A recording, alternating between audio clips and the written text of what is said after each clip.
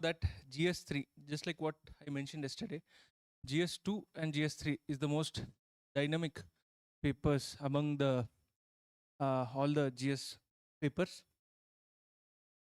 All the data, all the facts, figures that toppers ask you to do, all the value addition, etc. It will come handy in this paper. This is the paper where you will have a lot of scope to bring in new ideas, data, fact, figure, committees, recommendations, keywords, etc.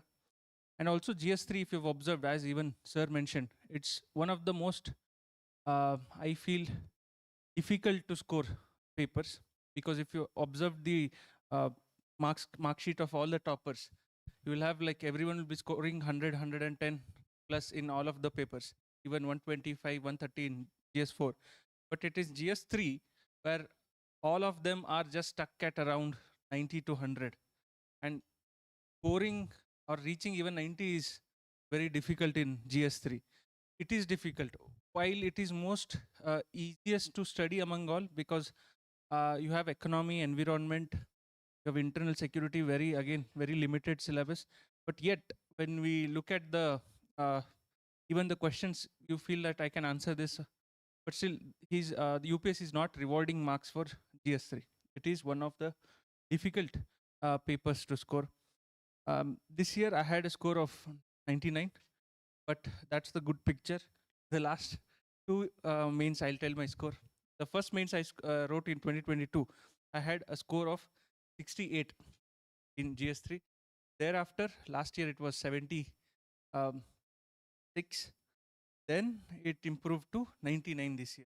So all in all, I've made an improvement of more than 30 marks in the last 3 years. But so I'll teach you what worked for me, and also the 99 marks that I've scored this year is again one of the at least in the top 5 to 6 marks in the country. So I felt that is why I felt I should be doing GS3. Um, so first of all, GS3 is the most well distributed among all the 3 papers.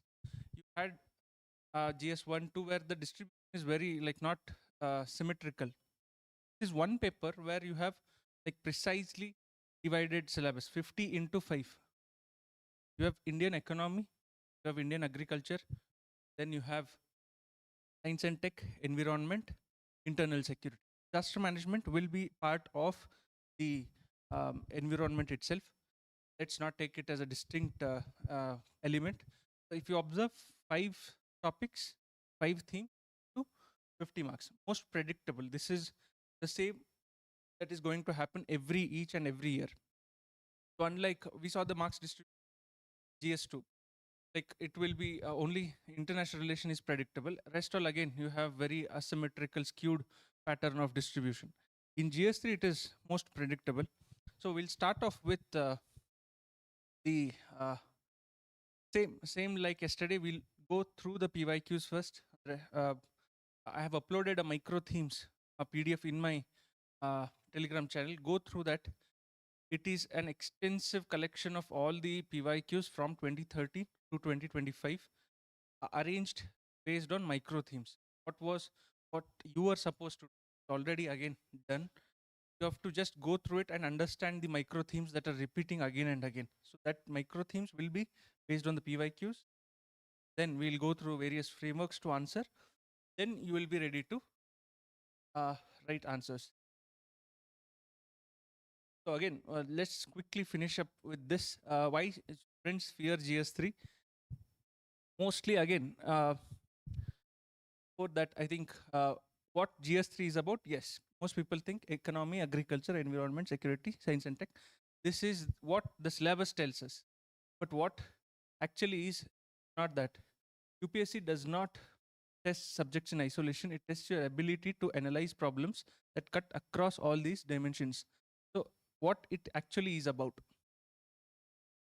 Subjects like students prepare covering subjects covering economy, agriculture, etc. UPSC tests, the questions will not be on economy. It will be about jobs gap. It's about issues with the economy. Agriculture, it will be about issues with doubling farmers' income, issues with Indian agriculture, food processing, etc. Environment, it will be about sustainable growth. If you, the economy, environment, agriculture that we study in prelims is very different from what that is actually required in mains. In prelims, you are just like you are reading about banking, inflation, um, sector, about monetary policy, fiscal policy. All that is just information, it is facts. In means it is not about facts. Here's nowhere he's going to ask what is repo rate, what is reverse repo rate, what is stagflation.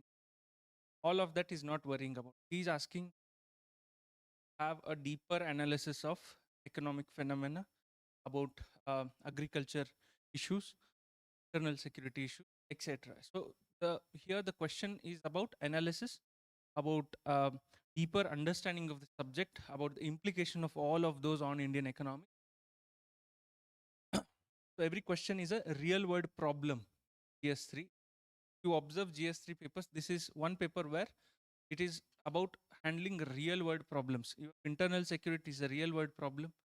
Have Indian economy issues with Indian economy, farmers issues with Indian agriculture. These are real world problems that UPSC is funding an integrated evidence backed response. Evidence backed. Here you cannot say you cannot put out just some arguments without substantiating. You cannot say Indian farmers are small and marginal. That is a statement. Now you back it up with a fact. 89% of Indian farmers, small and marginal, because 89% of them own less than 2.5 hectares of area of land. So that is how you back every statement with an evidence. Without evidence, GS3 will sound very hollow. That's the reason students are stuck at just 60, 65, 70 max. The jump you need to make from 60 to 90 or 90 plus or close to 100 when you back your answers with a lot of evidence.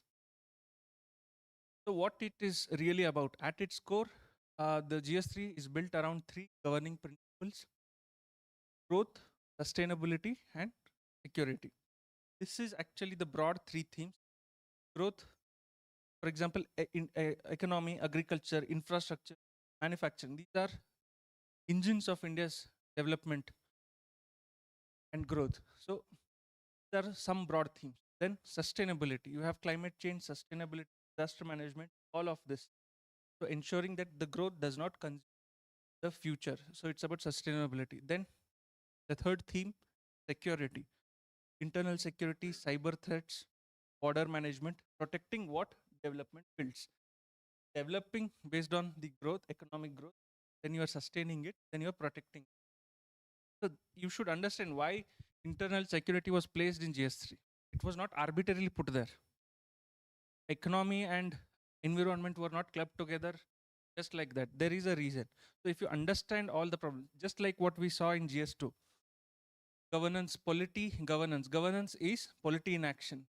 Social justice is the failure of the state to give out in the governance system that leads to social justice issues.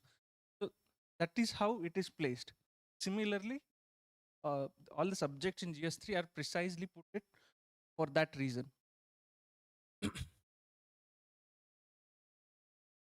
So this is again the same. The three pillars are growth, sustainability, and security. Not worry too much about this. So PYQC themes, not topics. You have to look at in this when we are looking at individual module. I'll go much deeper. Very long modules because GS3, as I said, 5 modules in 5 lectures, so it will take a lot of time. This is the intro module. I'll just not go much deeper into this. Every GS3 question has a core conflict. Now this is a message I want to drive home. You have this what I want you to understand. Every GS3 has a core conflict. Never asking about India's manufacturing sector. Question will be surrounding linking India's service sector and how that has led to uh, what is called as the jobless growth model. Service sector has grown as against the primary and secondary sector. So questions will be surrounding around a conflict. Those conflict in economy will be about group. Question on, as I said, service sector, how that has not led to uh, economic development. Then there is agriculture question, productivity and sustainability. Productivity, you have the um, MSP based agriculture, sustainability in the long run. Then you have environment development versus conservation. This is the theme that you have to place in essay and here in GS. Security, security. This is again what we discussed in GS2 as well.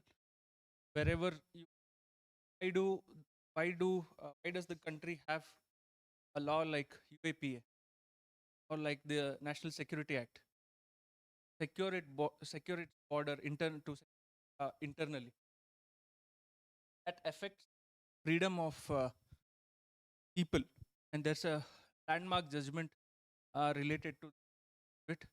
Uh, Naga Naga movement for freedom, uh, Union of India, something like that. It's a landmark judgment you can use across paper. Then technology.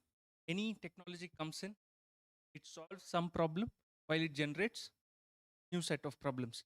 That is precisely what GS3 wants about. The understanding here, there is a core conflict across all the papers. That is what UPSC is hinting at. That is what you should acknowledging. The answer must acknowledge the conflict for offering a resolution. Ignoring the tension signals shallow understanding. So you are not just writing only about if a question is on the MSP based agriculture, you are only not writing the positive side of it. You are writing other side of it. Then you are going for the reforms where you are clubbing together, synthesizing both, giving a way forward. This will be a uniform, I feel, the universal GS3 answer writing framework across all the themes you can write. Always first define the problem. GS3, it is always about problems. Problems with agriculture, problems with Indian economy, problems with Indian security, problems with environment, etc. It is never uh, asking you to just describe a particular event. So find the problem, you clearly define the problem, then you identify the causes, identify the structural, policy and external drivers that has led to the challenge.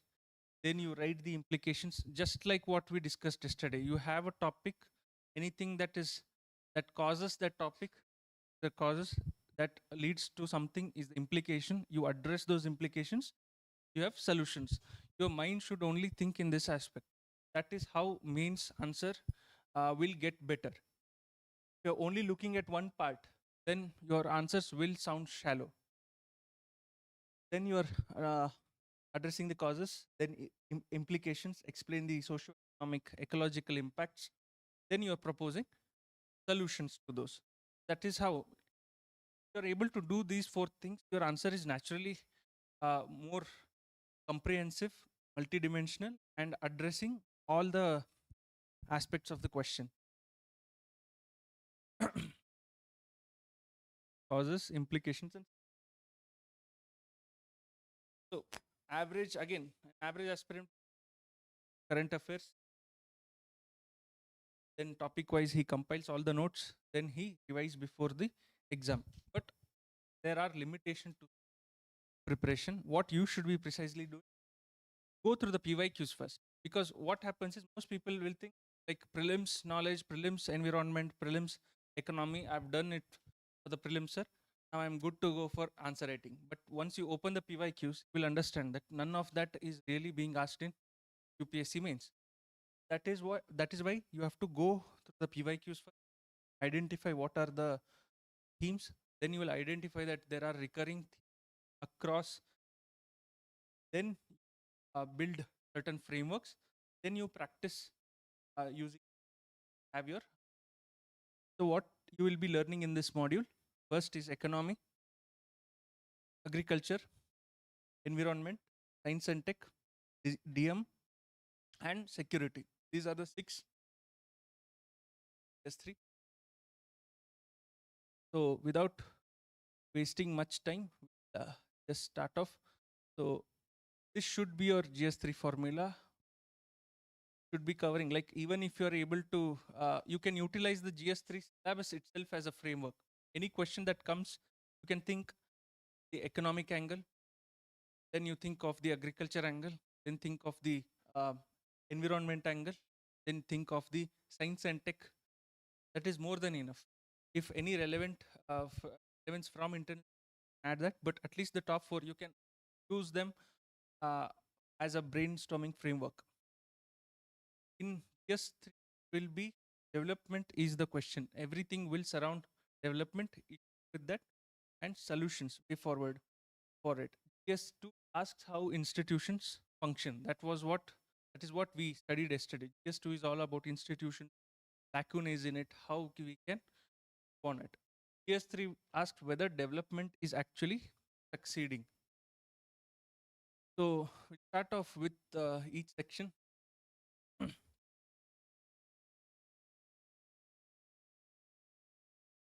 We'll start off with first module, which is Indian economy. Indian economy is, I feel, the engine of GS3. Understanding this part, rest all will follow.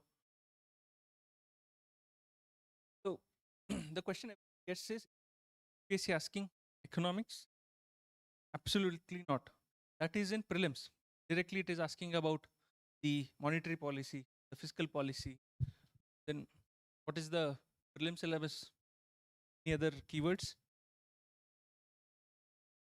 Banking and infrastructure, GDP,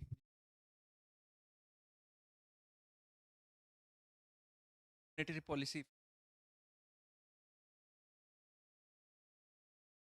etc. But all of that is only for prelims.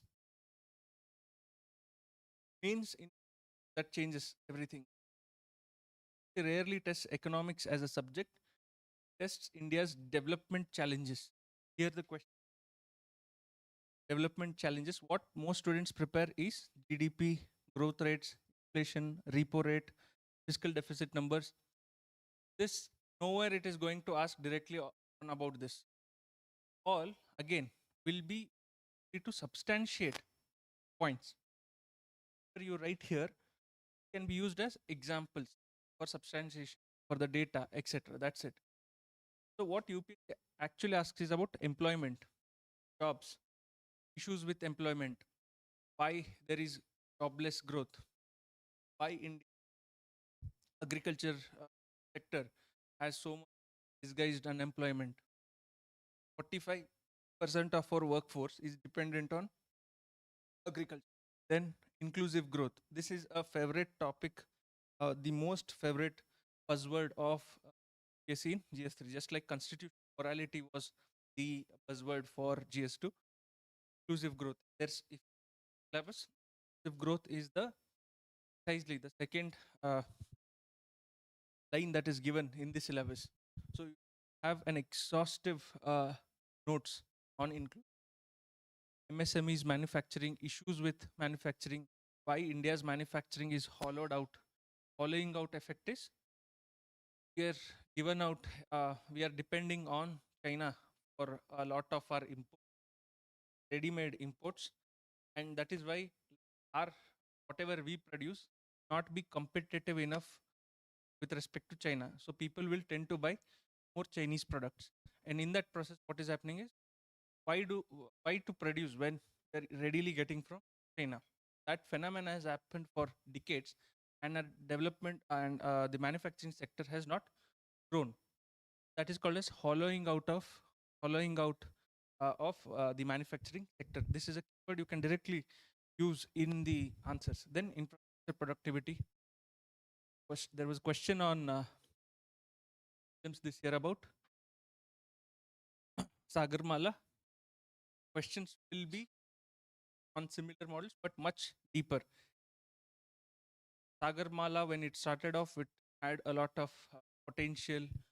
Government started with a lot of energy, but now it has not, effects have not been the same in reality. What is the issue with Sagarmala?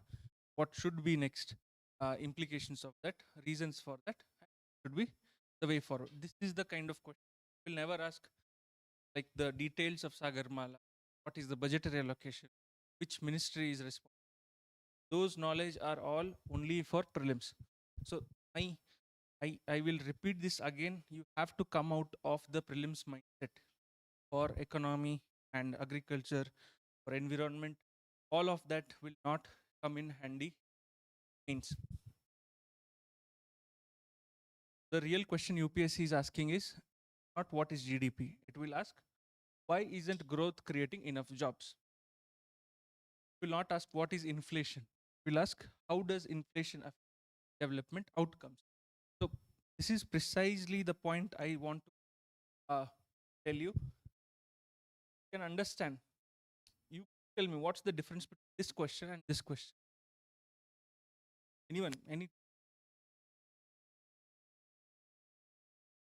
What is the difference asking what is inflation?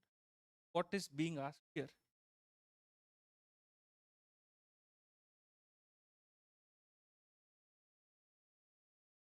Much deeper, much analytical.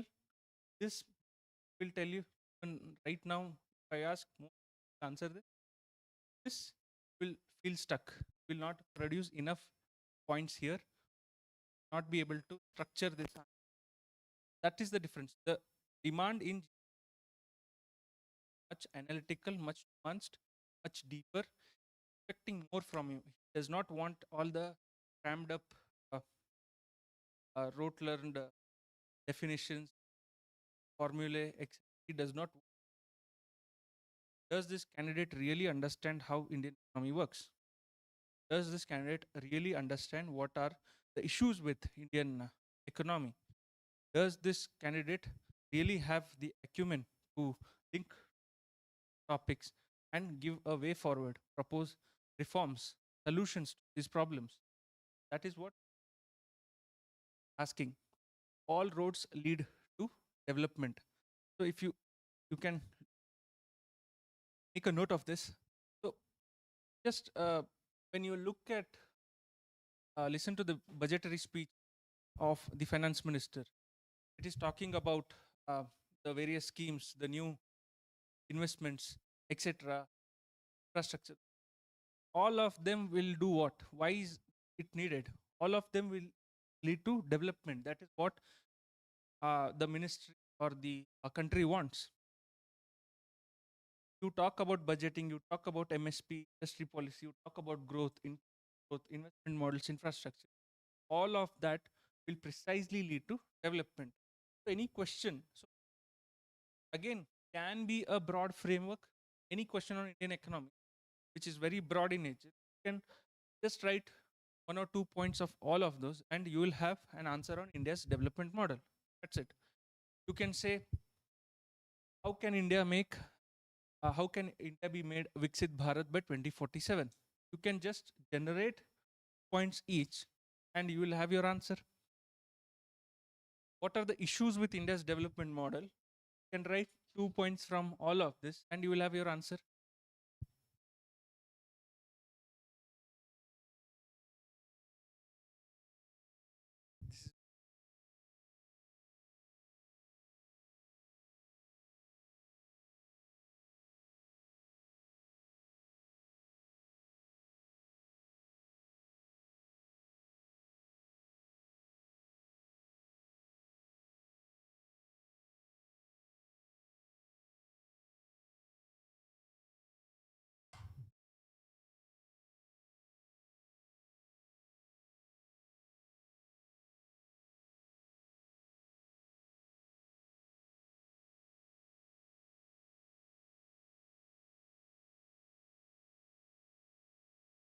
So GS-3 is not a collection of isolated topics.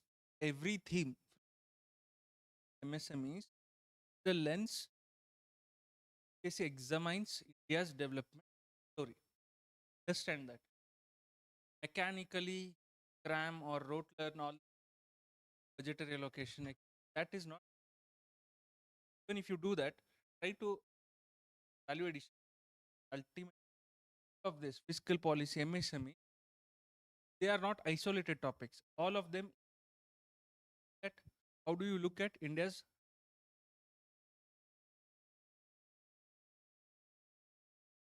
So this is after analyzing all the FAQs from 2013 to 2025.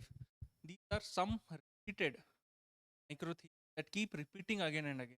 Anytime you come across a micro theme of this current affairs in a newspaper, should be should read them and put it value addition notes. So first of all, there will be question development, growth, inclusive development, capital formation.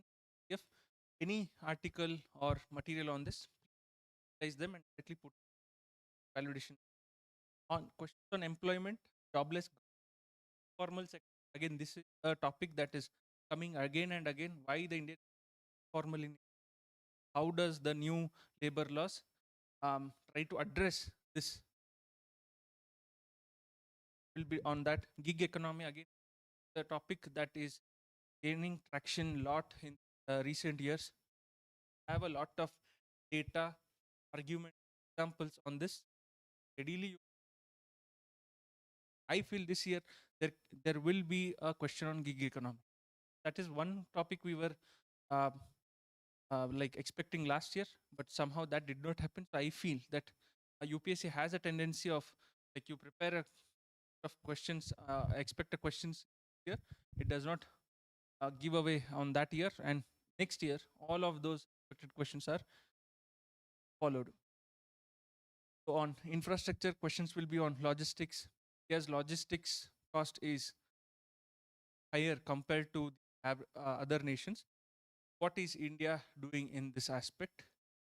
What is the way forward in creating or high logistic cost is reducing the competitiveness of India's export? How do you propose reform that? Then energy, solar energy, renewable energy.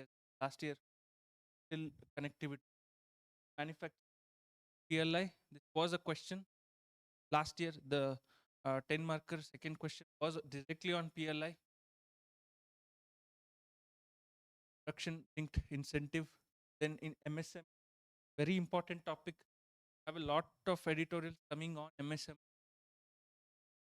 But what you will be doing is like them is you skip through it. Actually read editorial. I will accept that it is boring. But once you have start looking it from EYQ lens, then it will start making questions on globalization, supply chain, trade policy, DI, etc. Public financial deficit, like lot of freebies by state governments. Again, this was a question that was asked on the physical health of the 2020 subsidies, etc.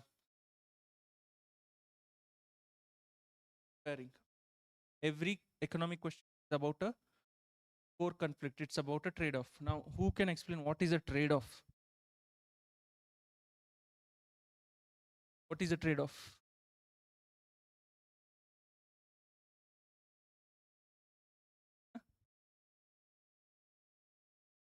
Able to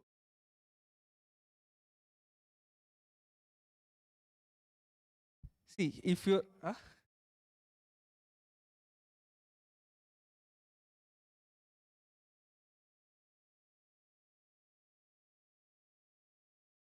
yes, precisely like this is 10 to 1:30 session. Came here for the session,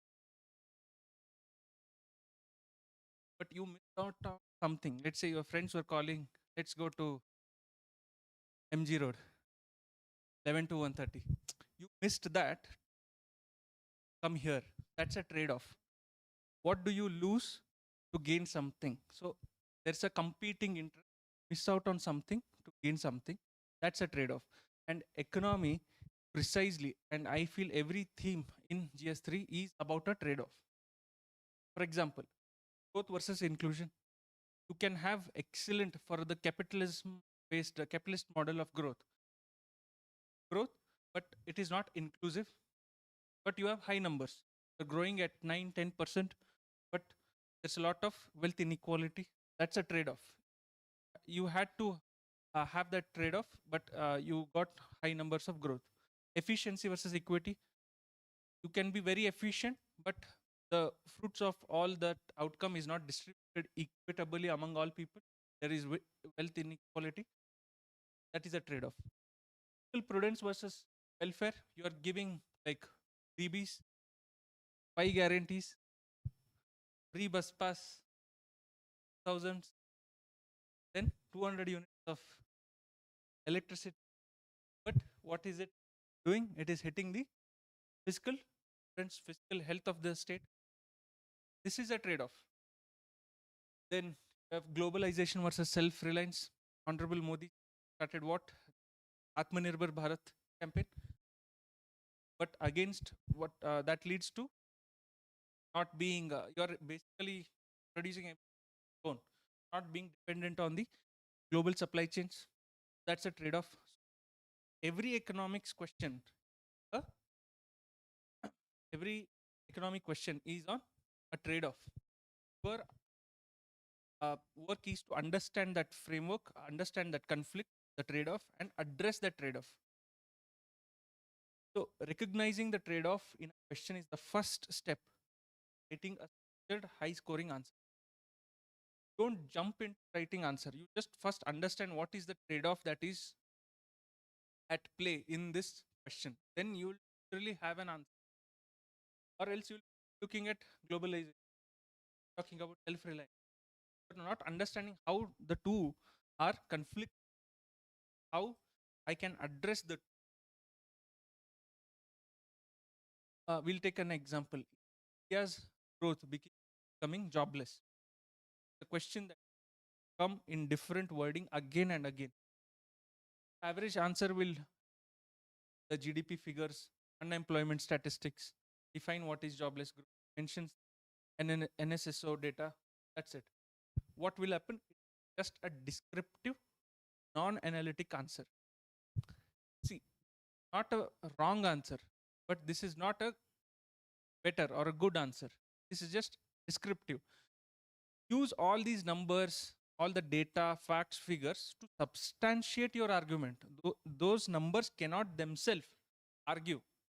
You have to tell India's growth is jobless. It is leading to jobless growth. You say that the service service sector is producing around 60% or more of the total GDP, while the manufacturing and agriculture is this. That is how you substantiate. You can just say jobless growth and then utilize all this data. Then whatever you've argued speaks on its own. Else will just what the answer will be telling. The answer will be talking about growth pattern. It will show service-led growth that India's more than 65% GDP contribution comes from the third. Capital intensive. They're not investing too on labor intensive sectors like apparel, textiles, food processing, etc. That is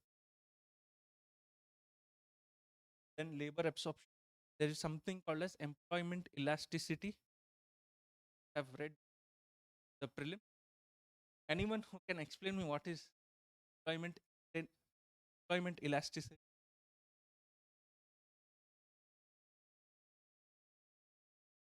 Perfect, very good. 1% growth. There is agriculture, manufacturing, service sector. 1% growth in agriculture. How much increase in or how many jobs is it producing? 1% growth in service industry. What is the number of jobs it is producing? If you observe, the employment elasticity for services sector is low. That is, it might be growing very high. It might be growing at like 10-12%, but thing is, even for every percentage growth, the number of jobs it is producing is very less. So while it is contributing high to the overall GDP, in terms of employment, it is not producing. The reverse is for manufacturing. Every 1% increase in manufacturing, it is producing lots and lots of new jobs, forms of employment. So we say employment elasticity of manufacturing is very high. So that is why our emphasis should be on manufacturing. Point out that low employment elasticity in high growth sectors, services. Then manufacturing weakness, that is what we talked about, hollowing effect in manufacturing, their contribution per industry like textiles, apparel, food process, etc. Then skill workforce is there, have one of the largest workforce, but it is not, the skills of those are not aligned with industry demand. Then if structural reforms like the new labor reforms, you talk about that, MSME credit in the PLI scheme, etc. How a good answer will be. Whereas an descriptive answer will only talk about the GDP figures, sectors contribute. That is why it is jobless growth. It is only producing this many jobs. That's why it is not analyzing anything, only out the numbers. A frame you can use. Apply this lens to every economic question, and you will have a multi-structural answer. First, this is called as the double EPS framework. First is growth, employment, equity, productivity, and security, sustainability. So growth, talk about any question that comes in economy, talk about the growth, pattern of growth, the rate of growth, quality of economic growth. Just like, for example, services sector will take an example. This rate, pattern, what all the subsectors that is quality of not leading inclusive growth in the into jobless employment, job creation, less justice, perhaps of formality. This is service sector less, more formal job. Like service sector is benefiting urban areas, leading to the urban rural. That then productivity, labor, technology, then sustainability can be fiscal, environmental, ecological, social, long-term viability. This and we're able to produce 2 points each along these, have 12 points, 10 points. Write the opposite of it, have another 10 points. That's more than enough for a 15 mark.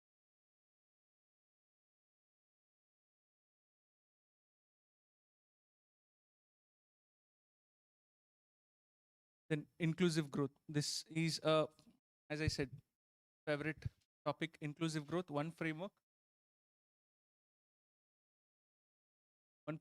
many questions. So just have this framework, you utilize them again and again. Inclusive growth is one of the most answers on application, motivation programs, financial policies. Use that keyword again and again, inclusive growth. On some and search for inclusive growth definition, have a detailed read it once thoroughly and have a very good understanding. Next time not be that was asked in last year. So any inclusive growth that is inclusive, that includes all of the sections. So you talk about economic inclusion, talk about regional inclusion, talk about social inclusion. Social, you break into backward community, marginal community, like minorities, women, elderly, youth, disabled, etc. You'll have so many dimensions. Financial inclusion, talk about banking, credit, insurance, all of this. Again, you'll have dimension. Digital inclusion, this again, you can like, there is no digital inclusion. You can say like there is no digital infrastructure. You say there is no digital infrastructure. If it is there, you say there is divide. There is digital divide. You say how that digital divide is between rural, urban, youth and women, then men and women, etc. So you reduce more number of points. That's precise. 5 things you've written like two have around 12 to 15 points. Now the evaluator will say,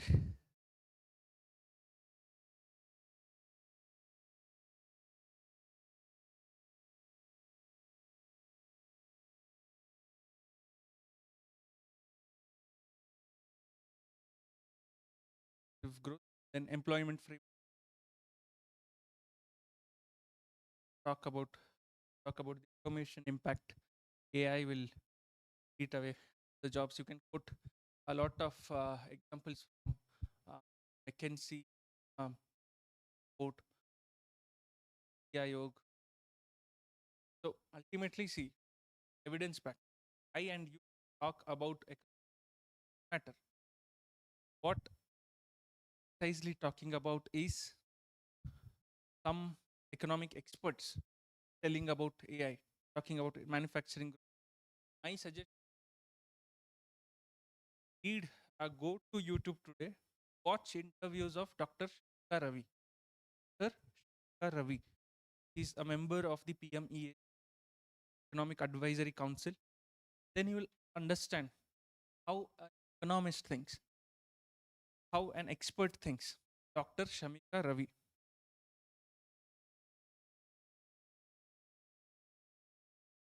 Understand the views of scholars, experts, then have very good answers, very good perspectives. Employment, skill mismatch, shortfall, automation impact, low manufacturing. Again, just a framework. And MSME, again, very important topic. Is the backbone. Now you should have 3-4 data readily available on MSME for 45% overall. Then the second largest employer in this. Then the number of people dependent on it, 110 million. What is the of the total manufacturing GDP? It contributes about like 1/3 of it. So talk. So any question? Talking about employment, exports, innovation, regional development. Then you're talking about challenges, reforms. Try talk about the challenges. Ending with, please understand. Let's say the question, challenges SME have backward in economy. However, it is plagued with challenges. See this much. Now you are going to tell how it is the backbone of the Indian economy. Then you're talking about the challenges. Should not be ending with challenges. Implicit demand here is, should always look at the positive side. End your answers positively. You are not going to end your answers, okay, like MSMEs have a lot of challenges. They are going to, they are running this country. Everything's bad about them. Save this country. No, you are going positively. You are going to tell, address as a bureau civil servant. Someone comes up with problems with you, say, God save. No, you are going to provide solutions. Solutions. That is precisely what you should be doing here. Always end challenges part. Any that is ending with a negative tone. Challenges with Indian security. Not going to, yes, the demand there was challenges, but not going to end only with challenges. You're going to say the way for solutions, the reforms. Keep in keep this point in mind every time you're going to a question. You're also having that you develop a knack of seeing beyond what the examiner beyond it. Just addressing one implicit demand for 20 questions, let's say not everything. At least let's for 10 to 12 questions, you are addressing a implicit demand. For one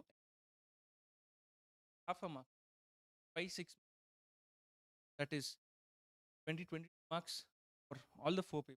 That is power of producing, because you produced it out of thin air, while no one, while an average candidate was not able to see, you were able to see and you produced it.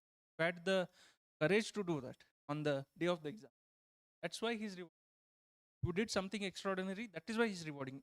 Questions very difficult to press a UPSC evaluator like this. Definitely he will.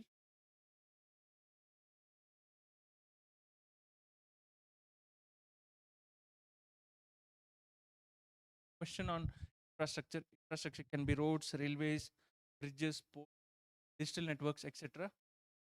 Always tell how it will have a multiplier effect. What is a multiplier effect? Huh?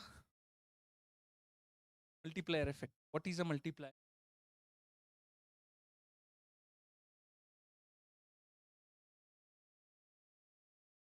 Yes. Well, like I create a road, arterial road in a village road, that is going to help the farmer to bring his produce from his village to town. Market it better.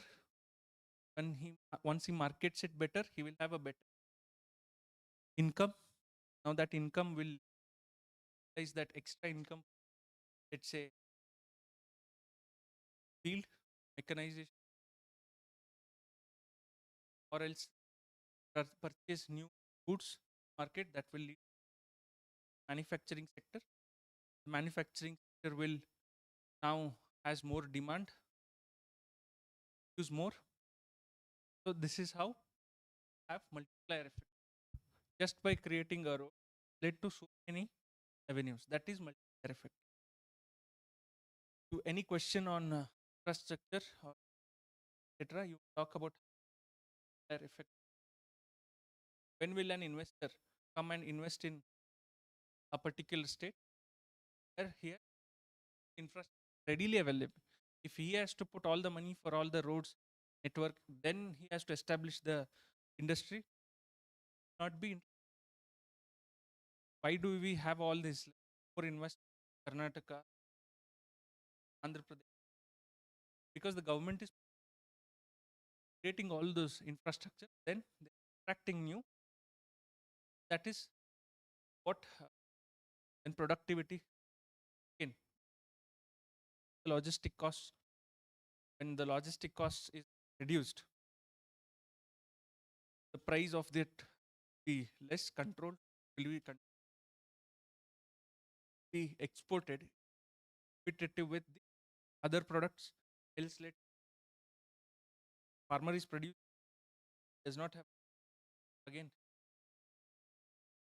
go and deliver it to the by railway station. From there again, the railways are limited goods train. By the time it reaches nearest port, again take a toll on the quality of. Then that is going to the exterior, like it is being exported. Then that other good from a other country.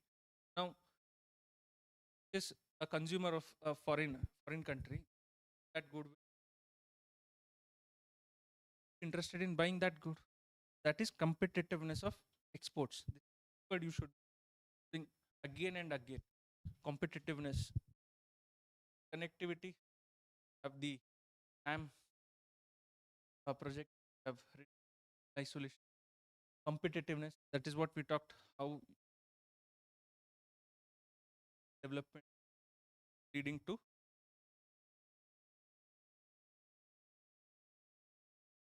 the question like manufacturing developed country 2014. Apply the GPS framework. We'll have lot of, you have growth, equity,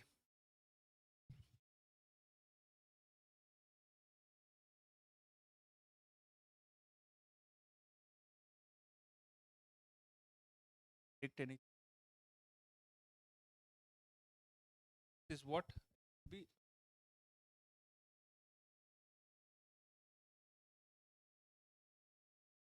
phenomena pointing out. Jobless, jobless growth. You explain that. How does this goals? What happens if there is jobless growth? What is the jobless growth? You give me 3 points.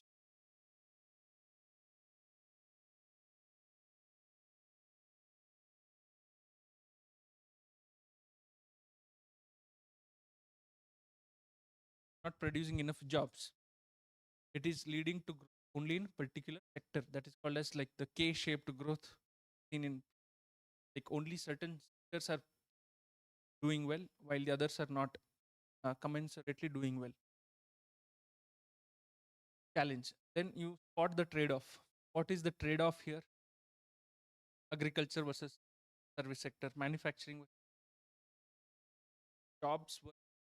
Yes, it is not. It may not be creating jobs, but it is leading to export contribution. That's a trade-off. Then you up above G growth employee dimension. Then you the biggest insight of eco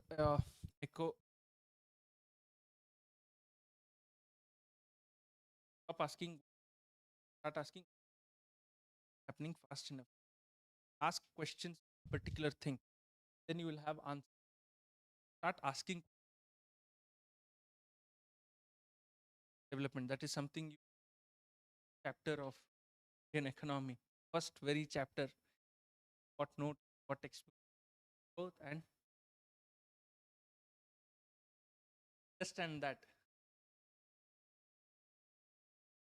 See, growth can be positive while development is positive. Personality development. Agree development. Development qualitative, quantitative. Go with the second module.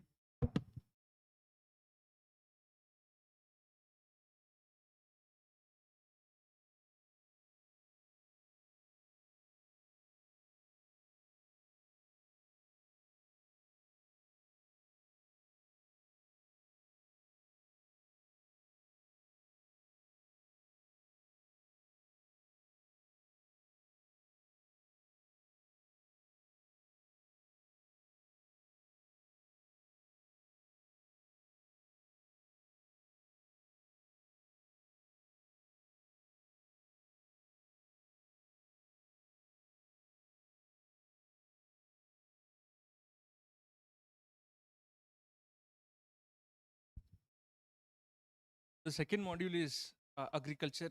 I feel that loved writing answers to agriculture. I think there are two modules, yes, three that are very limited in nature, predictable in nature. Then it is agriculture and internal security.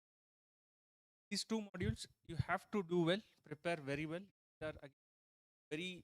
I feel that here to complete and more can understand them very quickly.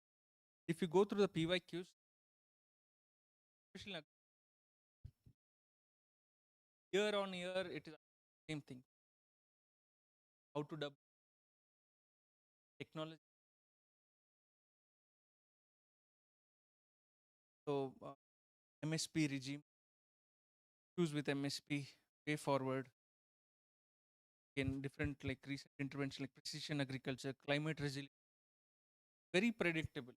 Just go through the PYQs, make notes on those themes. Again, like exhaustive, more than enough. Write the answers the means readily. So in agriculture, my suggestion is you read articles by Professor Ashok Gulati. Professor Ashok Gulati writes for the Indian Express. The Indian Express, not that you get in Bangalore, the new Indian Express, the new Indian Express.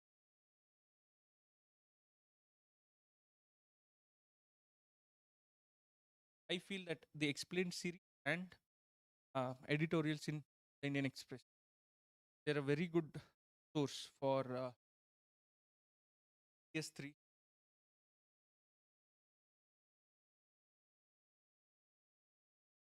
And misunderstood, I feel. Why misunderstood? All around kids, side outcomes,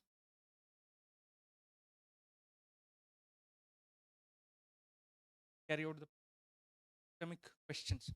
There will be certain,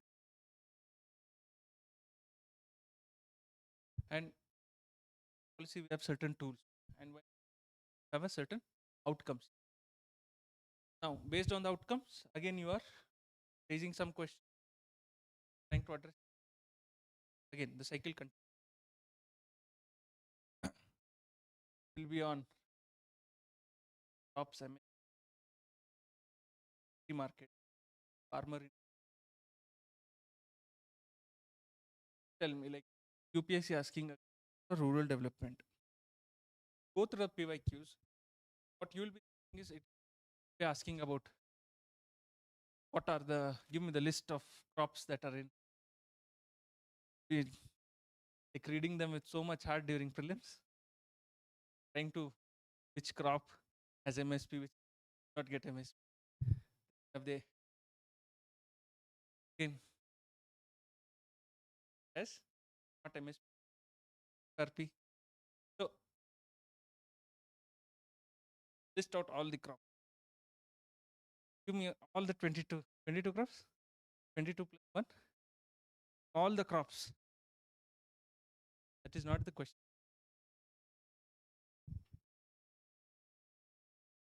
Different seasons. What is the Kharif crops, Rabi crops, examples. Not the again prelims knowledge. That's it. Questions that UPSC will asking is test the agrarian economy. Why farmers remain poor, right? Bumper harvest. How rural area can be transformed structurally. The question here, rural development, agrarian economy, not just about agriculture. What is the crop, irrigation pattern? Asking much deeper question. That is one change. That is why I said the most understood theme. People think of um, the the first or second attempt. Most people think about agriculture, it crops, etc. Change that perspective. Just again is usually students prepare crop types, MSP, irrigation projects. That is again, all of this will come in handy while substantiating your arguments.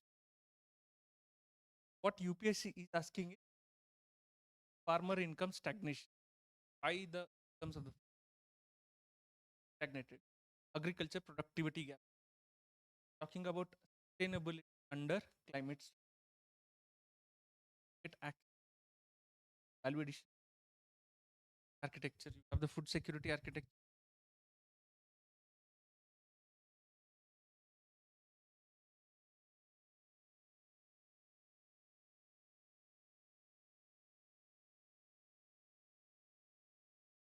Heard about this doubling farmers income committee by Ashok?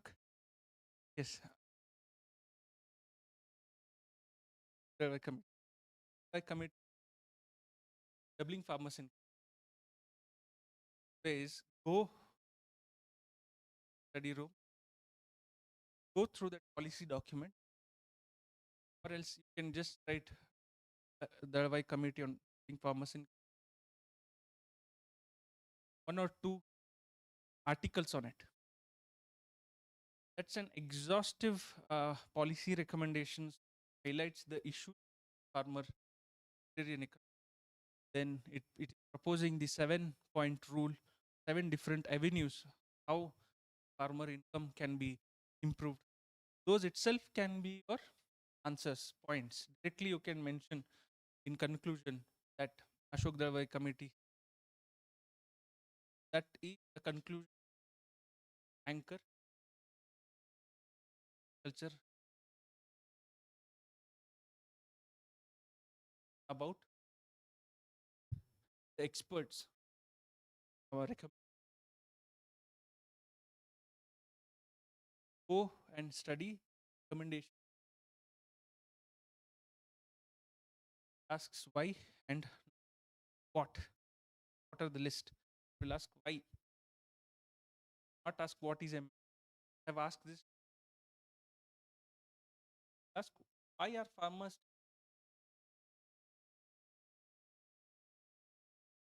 Second question: what is it? Why does agriculture productivity remain stubbornly low? What is PDS? Public. It will not ask question. Why does security remain elusive despite record production? You will have like articles, data sets, figures like India produced 300 million plus paddy, etc. Record largest producer of etc. But still, we'll have issues with security. Questions will be grounded more, will be grounded in reality, grounded in yes, larger food security, larger agrarian, rather than just facts. Why and not what? The farmer in agriculture syllabus map. You can this syllabus map of agri questions will be on cropping patterns. This what the words that are precisely used: cropping patterns, irrigation, MSP, agricultural marketing, food process, technology, allied activity. Just produce 1 point. All of those have right the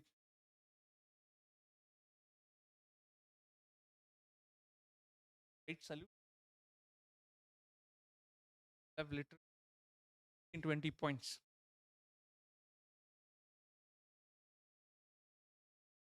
Think of notes. Try to make angle IQs rather than just taking the syllabus and doing start off, but you end. EYQs will give you that boundary where to end.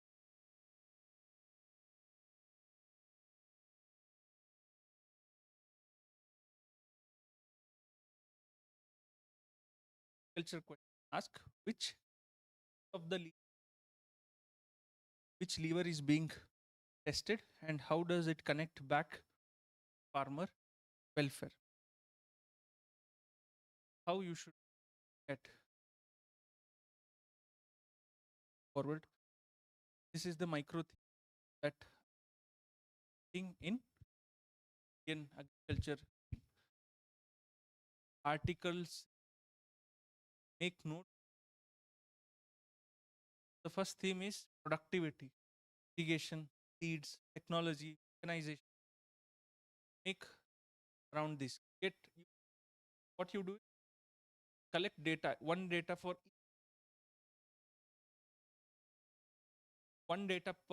all of these have a good selection of. Second theme, farmer interest. Then that is because of the times that we live in, sustainability, sustainability, climates, and how do you manage have GM crop, etc. And the traditional indigenous varieties and how it is, etc. Like this. Then food security, PDS, the as dominant crops are like paddy, and that has precisely led to all of this. Buffer stocks, new questions on FCI committee. Uh, Structuring.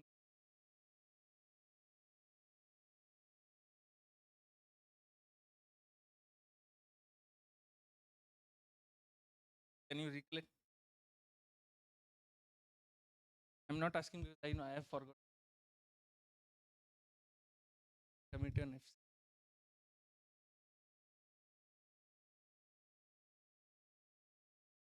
Antakumar, Antakumar committee on. You go to search Antakumar committee on. Have a lot of. Don't just look at the recommendation that is made. Problems.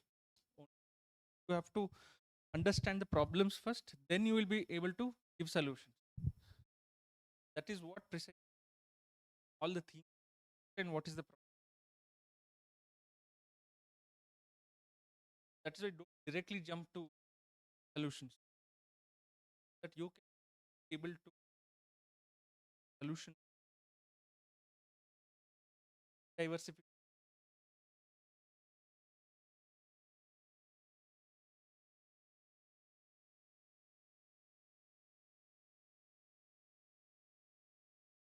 conflict. Talk or conflict economy conflicts as well. So again, there will be a trade-off activity versus burden.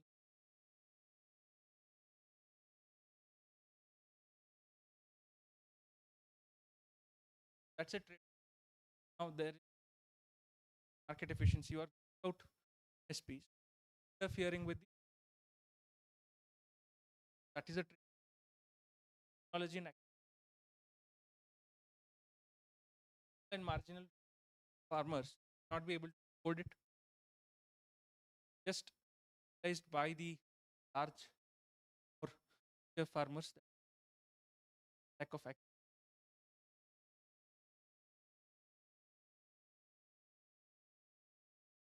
the trade-off in the are the trade have to be addressing of your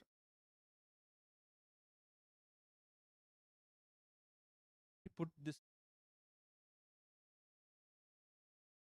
then continue just taking a very simple MSP be continue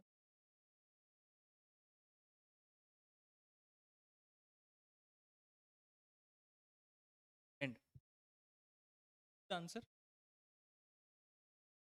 better answer better answer really read all and marginal farmers because there's a good data by NABA on percentage number is shockingly very low. So contrary to popular narrative, farmers. That is, yes, MSP is bad, but as I said, it has led to food production for a country that would what the would give to it kind of quality of supply that at certain decades before L480 machine. Now we are a country that is not producing and paddy and other crops and exporting it, eating, not out it to other countries. Come along, that is revolution. That's the bright side. The downside is it has led to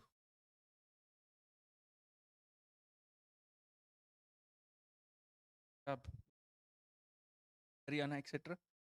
That has led to crop diversification not happened. Then you can talk about PDPS Act, diversified government, all again by Shantakumar. Have to understand what problems they are trying to address and what the policy forms they are trying to suggest. One page, Shantakumar committee, uh, that can come apply this to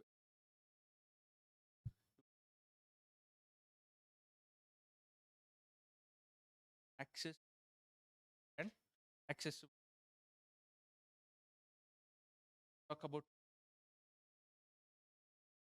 and climate talks. Talk about climate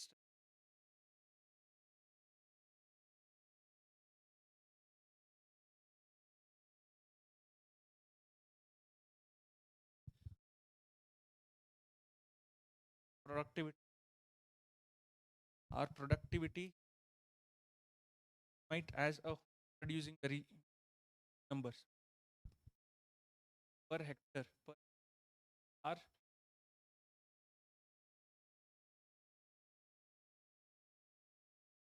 In reason, while the mechanization Brazil is 75%, 5%.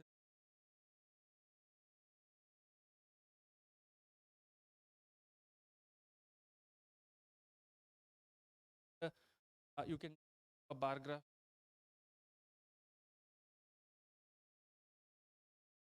that it's don't have to explain.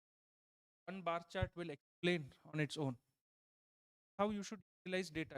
It's not that you're cramming up all the data, writing down, or not utilizing it on the paper.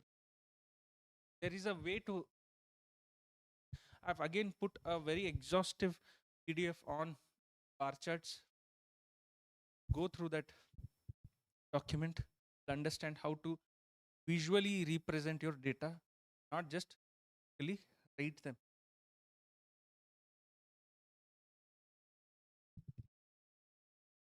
For example, I feel that for Indian agriculture, you should understand the supply chain of Indian agriculture, and you will have understand like number of points. For example, how does a farmer start? Directly, he'll do something. Where the land first, arrangement for the irrigation, the inputs like fertilizers, etc. Land first, soil health, fertilizers, irrigation, first part, produces all of that, like sows the seeds, waits, and across that he's like crop insurance, etc. Then the irrigation, then the cultivation, some that there is a pest attack, go to KVK, Vidyan Kendra.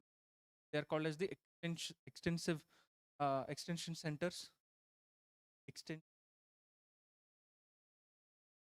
They will suggest something, so he will apply those. Then finally the harvest happens. Then let's say some disaster happens, the huge harvest. Then comes farm.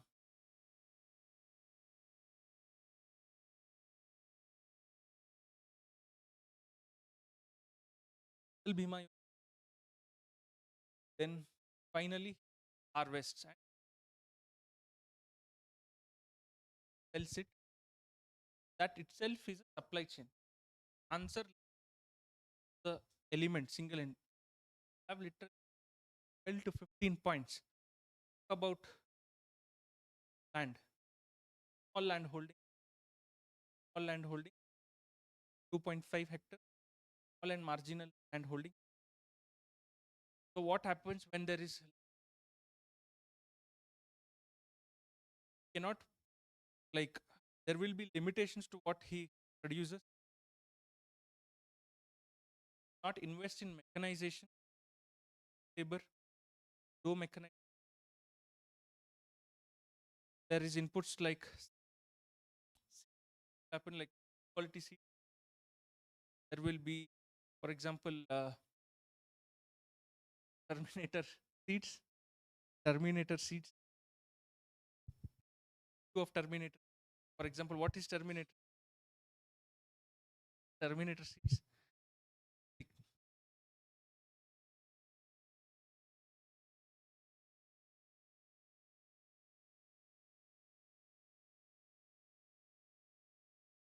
Yes, yes, precisely. Like indigenous seeds, what happened? I have a seed, I sow and cropping pattern. Now with variant, what is happening? This companies, they are doing it. They are going Terminator seeds. Terminator buy seed company, sow them that when you sow, go and buy the. So this is Terminator seed. So this again can be a that you can, right? The lesser known as most only focus barely scratching the go through all committee patients. That is why don't just for coaching just ready-made handouts. They are basic in that those input an average aspirant country average then services put from the KV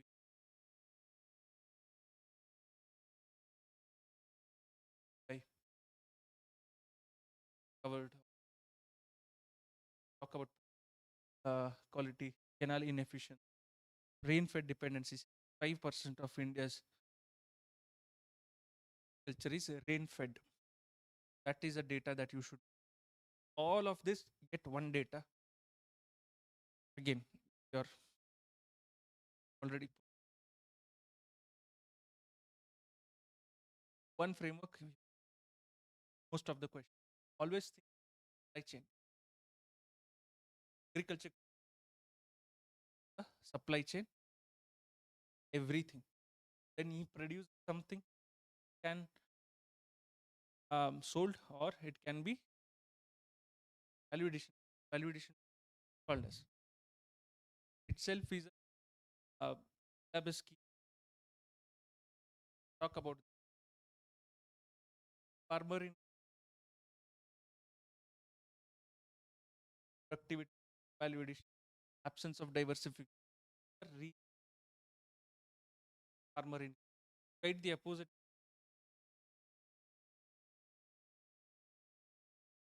Farmers in there and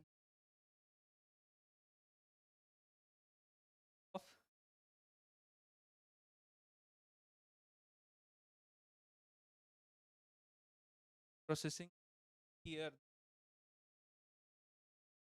uh, there are like 4 5 themes. You make sure down all can give me related to food themes knowledge.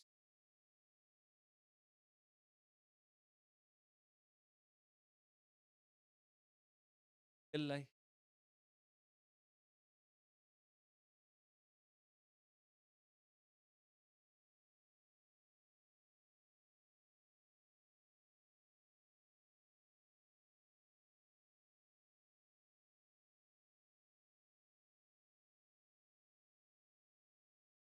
of all the agriculture related to food process could be readily examples across the paper. There's an exhaustive have put on policies by the government, by various across themes, across sectors. Go through that.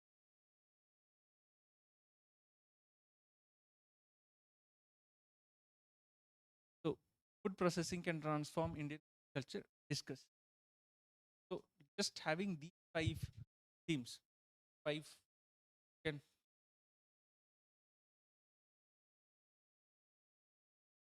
validation. You have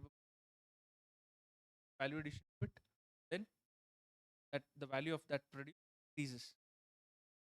For example, have mangoes,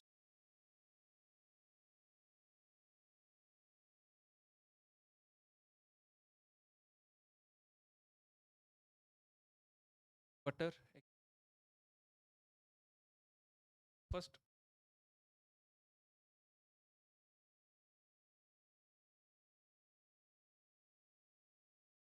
food processing and whatever the crops it produces, you can say that reduce the rural urban Indian society come have a knack of cross the one perspective. Then exports, how it leads to more, etc. Production every year. There's again data on by about by the FC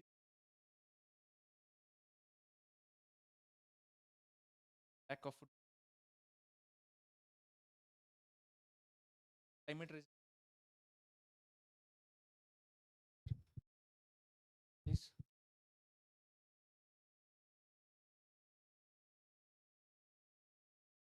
climate produce 1.2 point. These are the themes that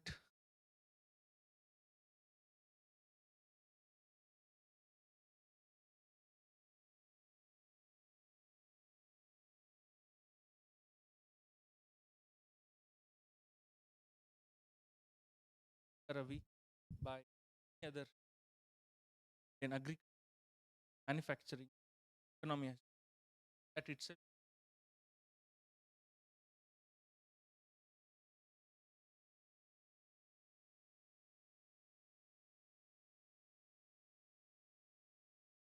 agriculture identify the problem, what the trade-off, you apply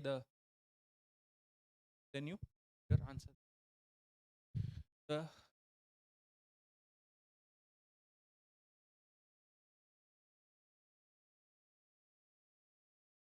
production clarity, understand about the third module, important module, environment.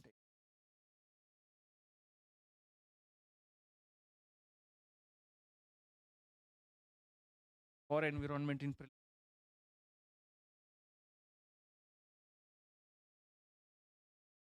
ecosystems, pyramids, lots of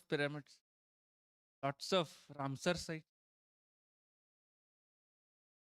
Go to sleep and wake up, there will be a new Ramsar site. Friday night, there will be no Ramsar site. Monday, 10 new Ramsar sites. Then there is tiger reserves, wildlife sanctuary, national parks, apps pointing out till the Andaman Nicobar not utilize any of them. Ecological niche. Then you have those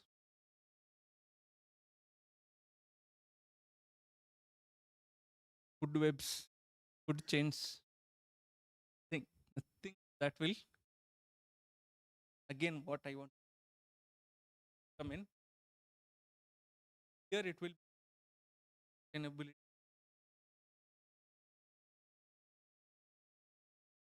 economy, agriculture, and have economy do a lot of those have growth.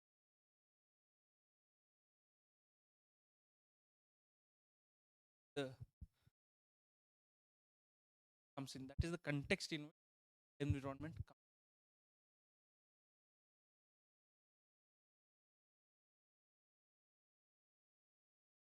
Climate change. What is climate? Okay, just let's define climate change. What is climate?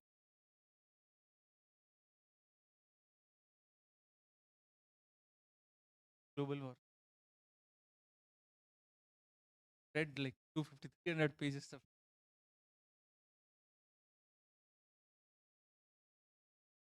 fact speed. Tell me one question where you will use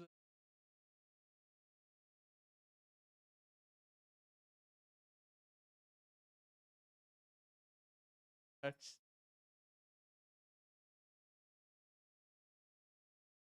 can be a top summit. Not the factual like who started when. Those questions will not be applied. Like what, why India did not sign or it has signed this. Not very next because that was a question asked this because we had the Paris summit 2015. This was 2025. 10 years of anniversary of Paris. That's why a question came on that there's something called as the global stock take. Stock take means taking stock. Country has done what progress from 2015 and question background. Background the bearing on that not that will not it also. Question is he asking it asking development same as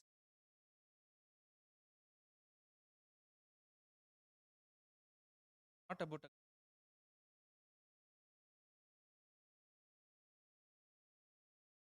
arena. Sustainable development is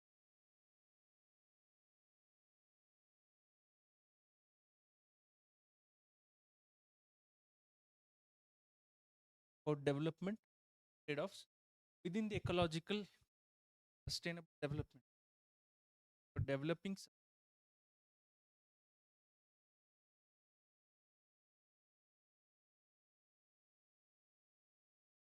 studies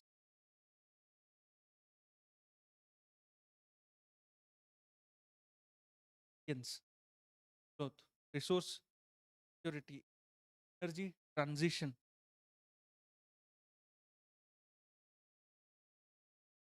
gap between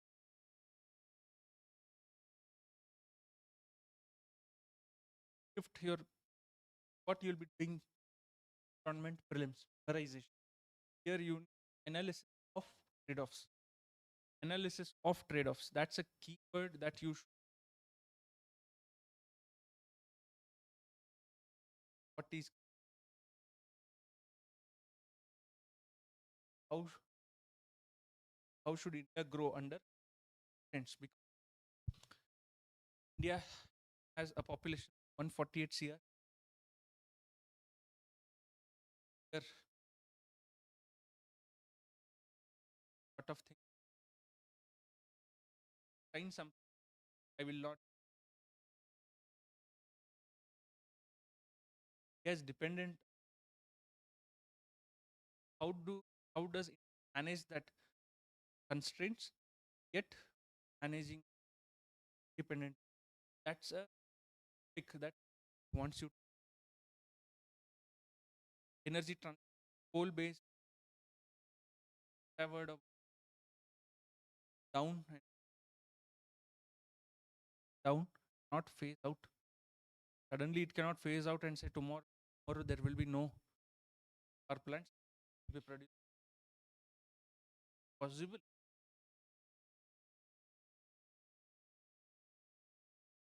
worth of the then it's possible and commitment have poverty elevation growth not possible. That's why phase down. So you mitigation and adaptation. You can tell mitigation adaptation or are they similar? They both are they same or similar? Mitigation is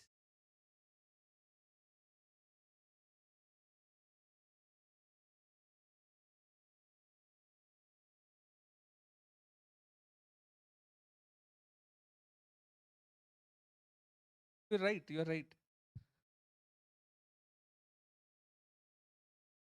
I'll stop everything. Next, better adaptation. I am think while not completely stopping this, adapting it different later on at some point. Developed countries want mitigation. They are now service-based economies. They have utilized all the core last two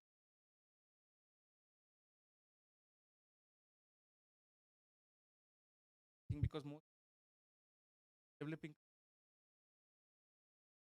developing adaptation we have commitment have a lot of dependency agriculture and manufacturing. That is the I think tell me who did not have this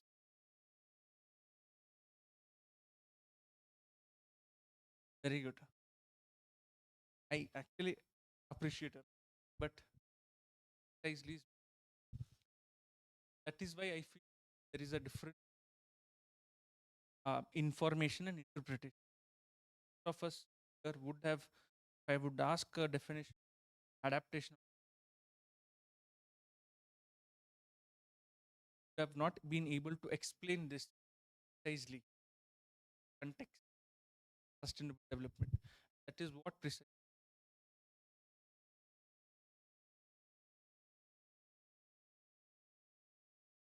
climate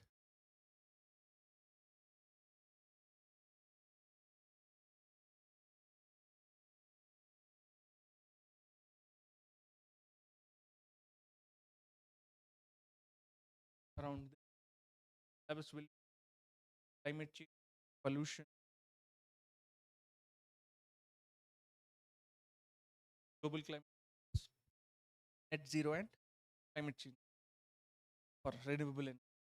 These are the five topics come add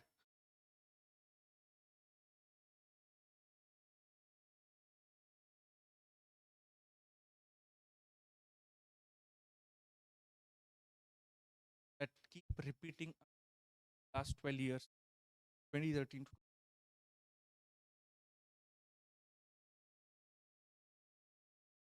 resilience,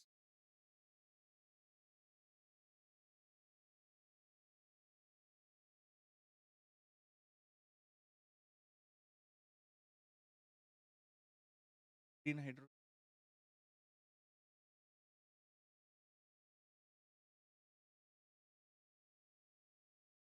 coral reef, pollution. Here there will be some form of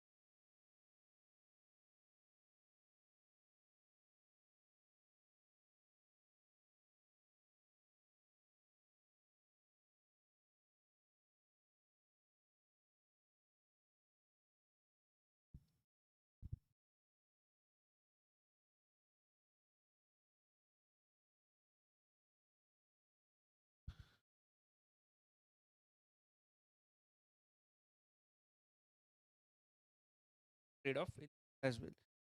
GS-3 is about trade. Understand those, understand and stress. Which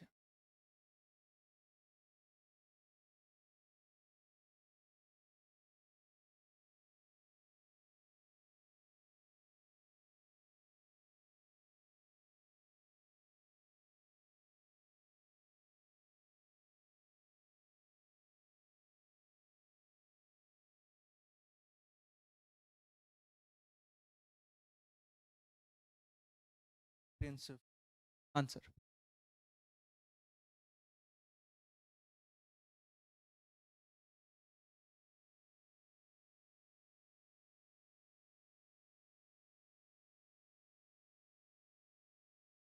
Environmental regulations slowing development. Average answer will talk about benefits of regulation, then the drawbacks of regulation, then in the good answer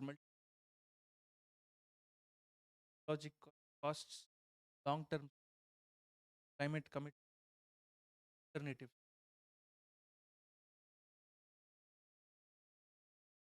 Not just argue for or against, fit the question as challenge, propose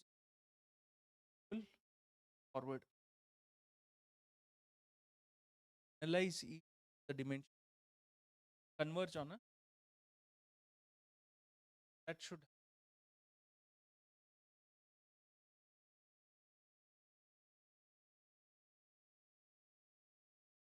talk about ecology, economy,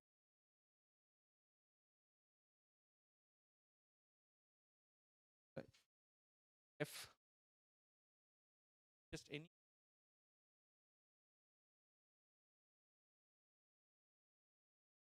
ecology impacting the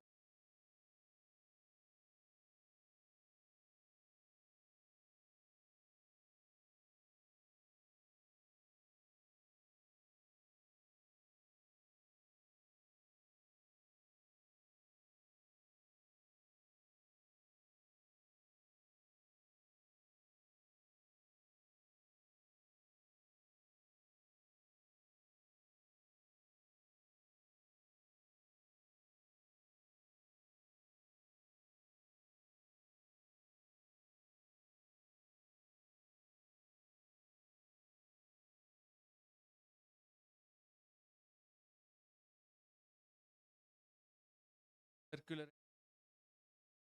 That word circular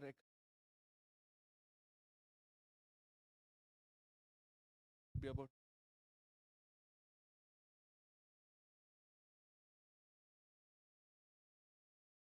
theme is like I feel gaining more come directly in your circular economy, traditional circular economy product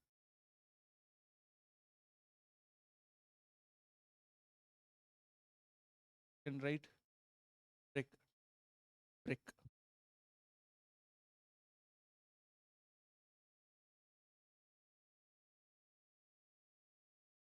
circular economy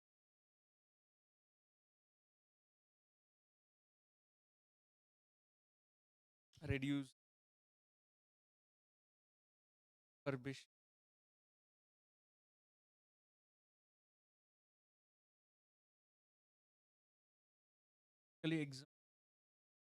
transition talk about India's energy security commitment, top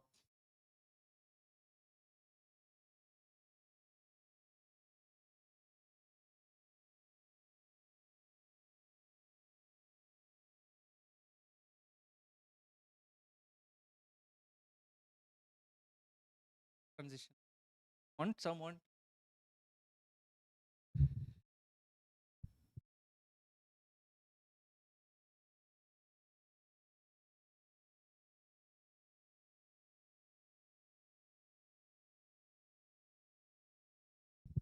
just to transition.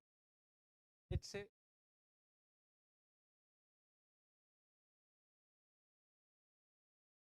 power plant bad because it is clean energy. There will be, but that economy, that coal-based economy, thermal power plants will is also responsible for a lot of livelihoods. People are dependent on, are working, and then lot of livelihoods. I shift. I say we cut it down and green technology, hydrogen, etc. What about those livelihoods? Tension was right, but I failed to address the livelihoods. So what I do is I train them, I upskill them, skill them, upskilling, reskilling of those industry. Then transit these that I will not disturb livelihoods. Just a transition, fairness, justice. Use that again and again. I've put an exhaustive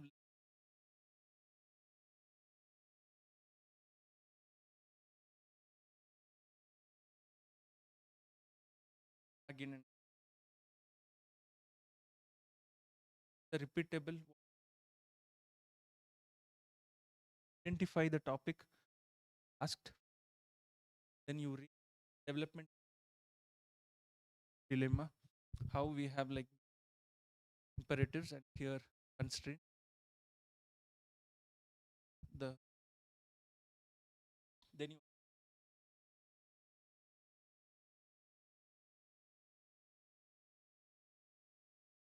multi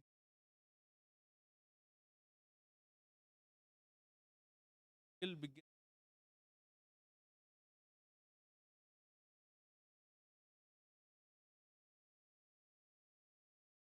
development.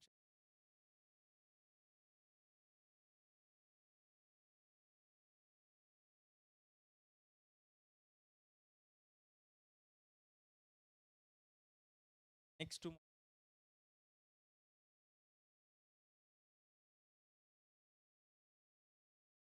as I said earlier, this is the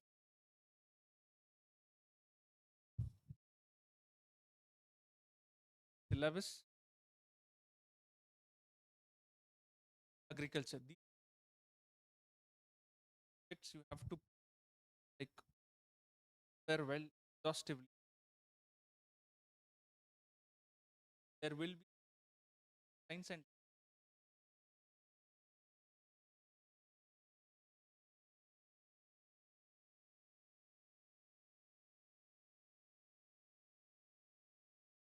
predict that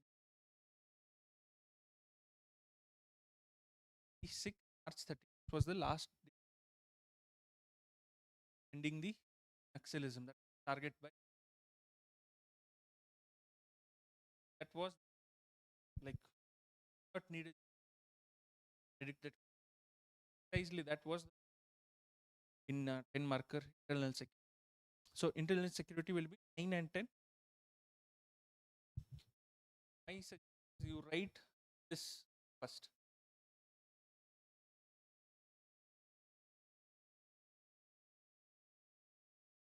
Topics fed these more. Fed agriculture predictable.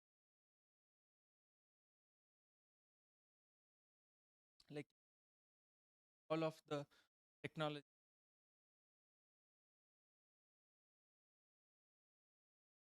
Some bouncer science and tech. Now what will happen? And after science, have internal section. So if you are writing the internal section last, subjects that you have predictable, you are writing those answers at the end.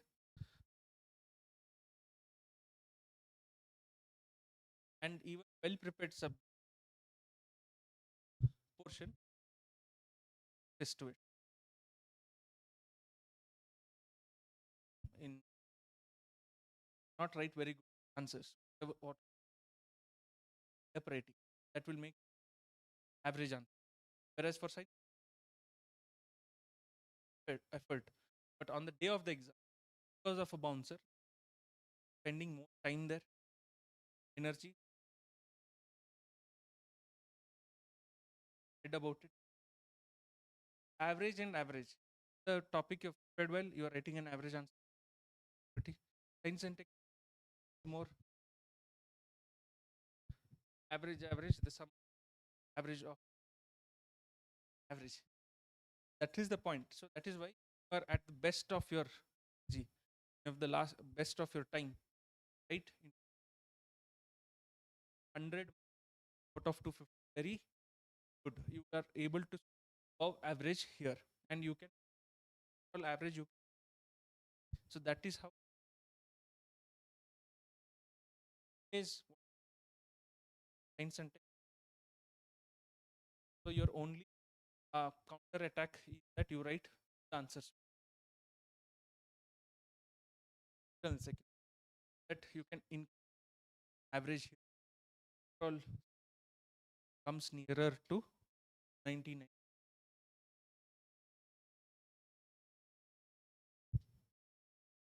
Is prism the reality about threat management, preparedness.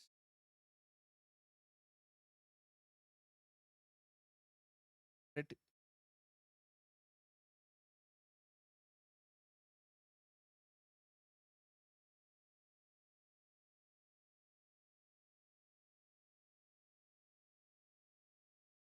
causes behind those threats.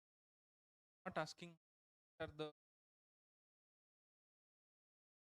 northeast. Those are all just value addition.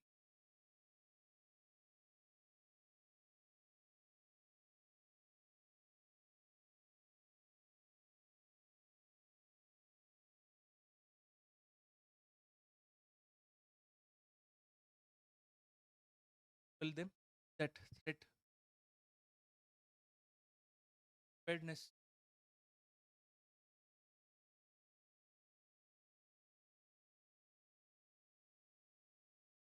where internal like it is not asking what capitalism prior how vulnerable why do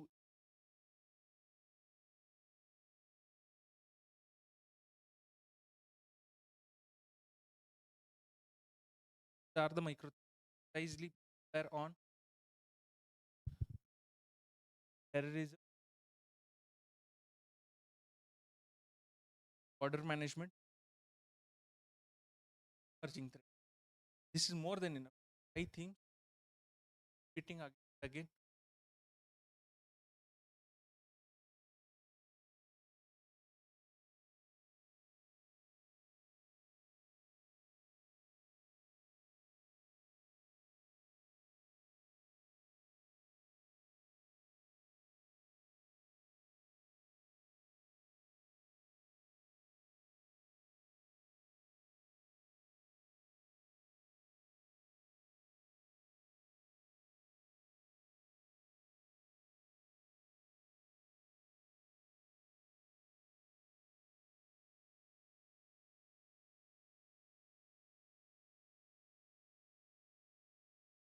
you're on a print discussion from India efforts and the video and had a lot of examples efforts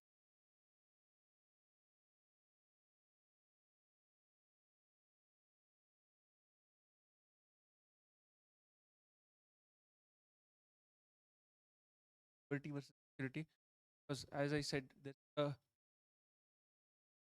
very good landmark judgment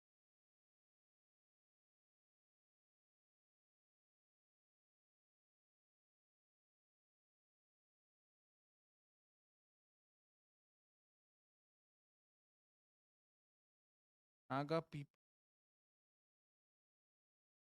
rights were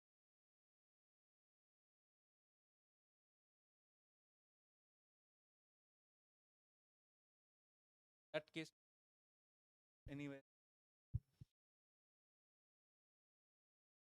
openness technology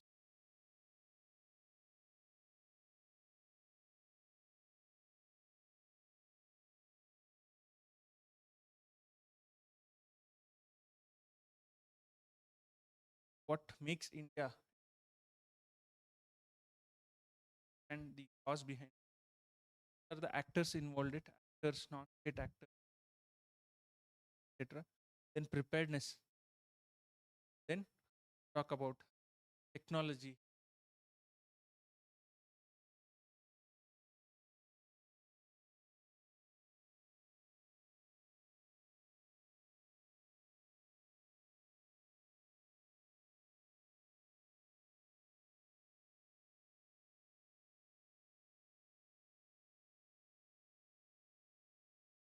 as cyber security challenges and measures taken to address them. So first is vulnerability, why India is exposed of digital economy because while users, net users, it's it state and non state actors, what exists institutionally, what are the institute mechanisms, third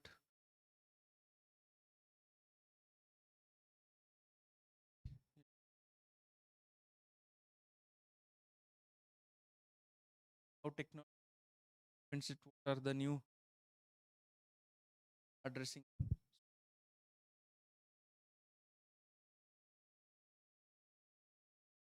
for Naxalism, insurgency, right, non-security. Use this five dimensional.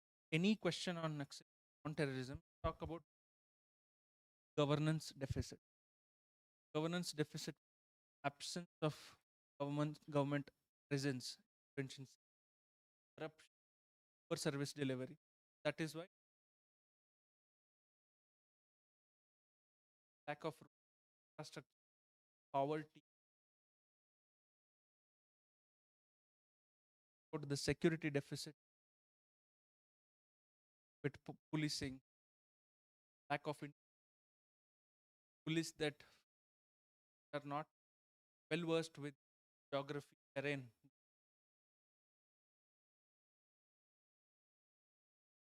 marginal community, identity.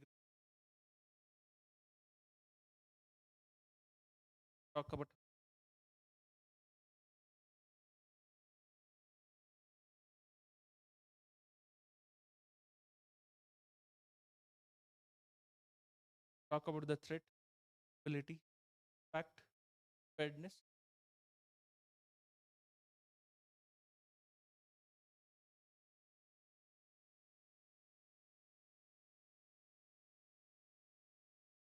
Okay, to understand this and science and tech, I feel no matter what, I cannot cover because again, it is not my hardly what, but and tech suggestion is well aware of technologies. Syllabus cover of this have some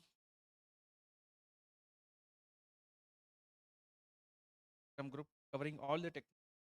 What that help you see concept.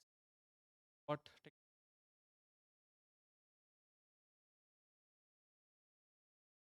the document order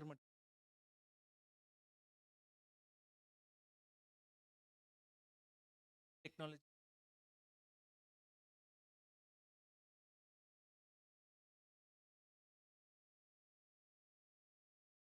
of a technology related to that technology. Any tech regulations that is something on these.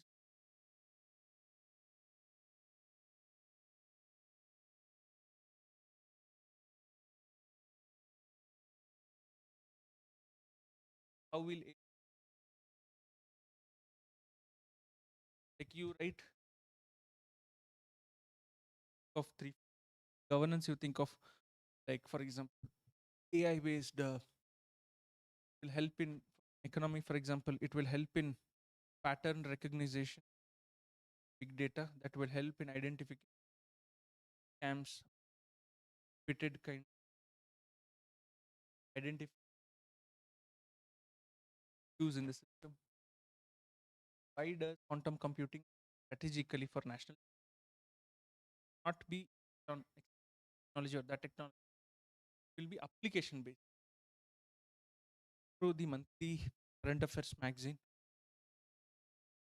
whatever that are covered in the magazine,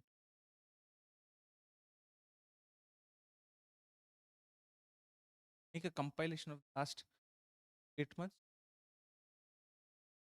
at the PYQs around your PYQs revolve around digital biotech, lot of questions, space, robotics, and like works APR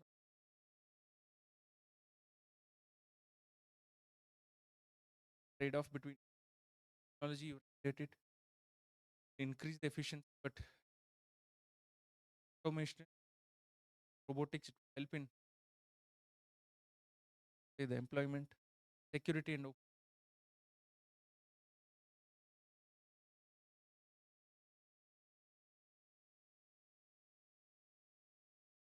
again same thing. You for one, there's another framework that have put any technology. Forget all of this. What is the use of technology? Why does man bring in a new technology? Why? Like three, four efficiency, comfort, fastest. There's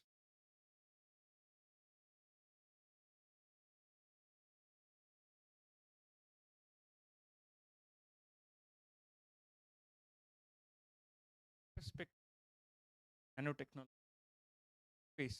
Just think that it will. There is repeated things, repetitive activities to be performed. A robot will do it more precisely. A man can do it for what, like 8 hour shift. Robot can work like round the clock. Any question on robotics, you think that comfort, health issue, etc. Can do it. A very dangerous, uh, let's say,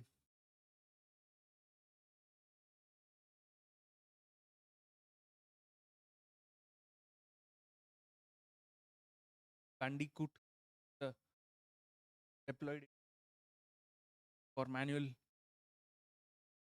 scavenging. These are things you Like irrespective, you can think on these lines, produce an answer. The negatives of it again, security, regulation, human rights, ethics, etc. Again, can be another the shortfalls of all of those. Power is productivity, opportunities, O, welfare, talked about bandicoot, manual scan, welfare, regulation. Think on these, that is more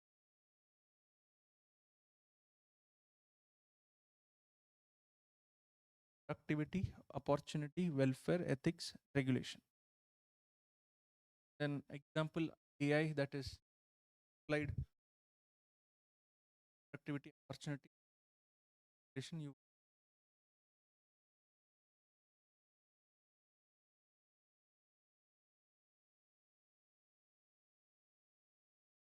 can be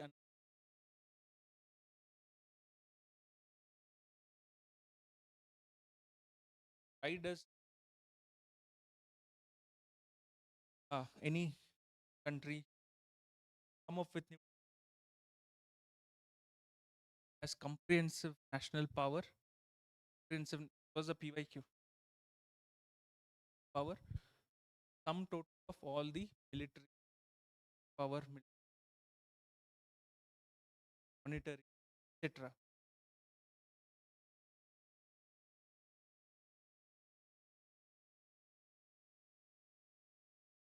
Power, China with its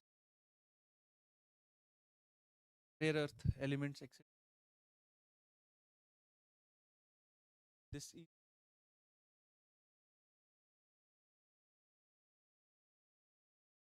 competitiveness.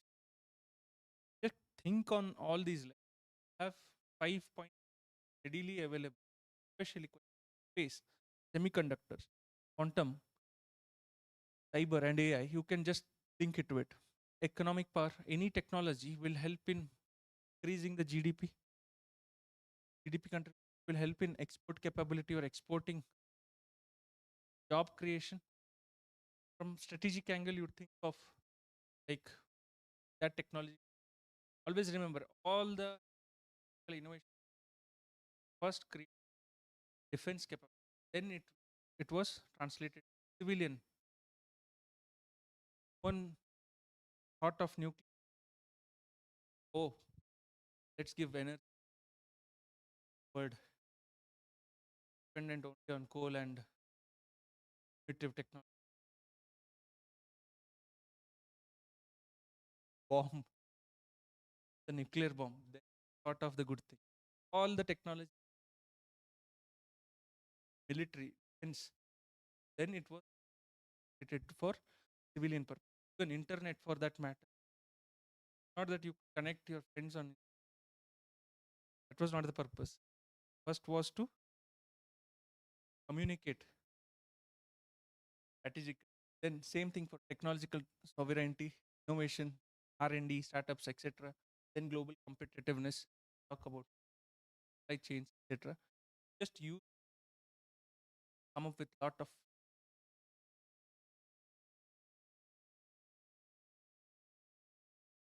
technology. Talk about the application part, impact, the risk, regulation.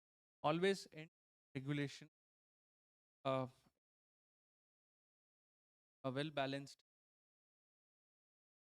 technology is bad, or say, like anything problem in the country. Go ahead with no. Give a comprehensive way, balanced answer. Um, So with science and tech, you read magazines and tech part comes, read that, happen in incrementally. During the mains, any uh, new technology, those read them.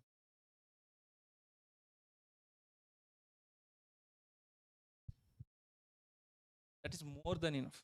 more than enough. For DM, what happens is it,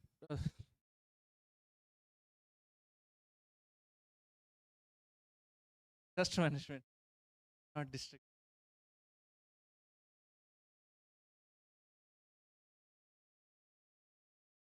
So for disaster management, again, disaster management science and tech, again, any disasters in, but broadly having some data on each of the uh, disasters. On earthquake, say that 59% of the Indian territory is exposed to moderate to high earthquakes. Now that is increased to 61%. Talk about zones. How many zones are there? Okay. Starts with 3, 5 was now, additional was added. Draw that map. So for every disaster, you do this map, what is vulnerable, your data, and for all of the disasters, you go through NDMA guidelines. You have certain NDMA guidelines. This is the base we're doing. Facts, figures, data, and some broad guidelines by NDMA. This is the base material. Now, anything that comes up during those preceding 4 have to study more depth on.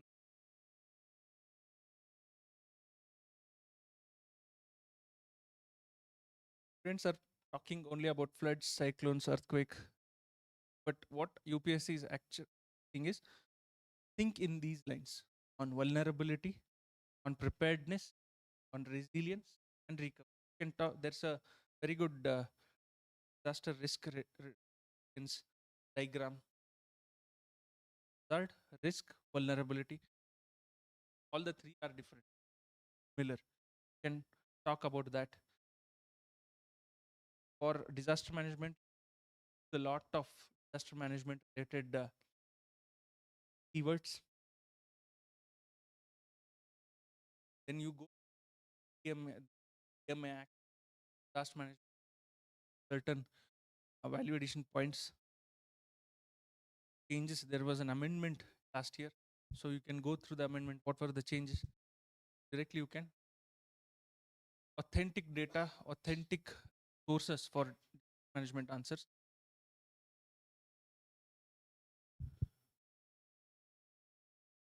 Preparedness, resilience, recovery. So UPSC is not asking what is cyclone. You'll ask why do cyclones become disasters? So you should talk about hazard, talk about the natural trigger event that led. Then you talk about the vulnerability, physical vulnerability, economic vulnerability. You can write this in your answer. Bring in value addition about writing up.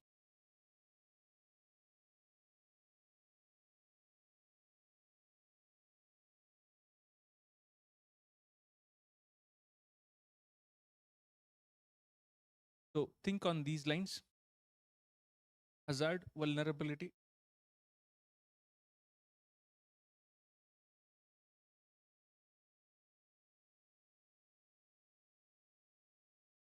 This is micro thinking. First is assessment.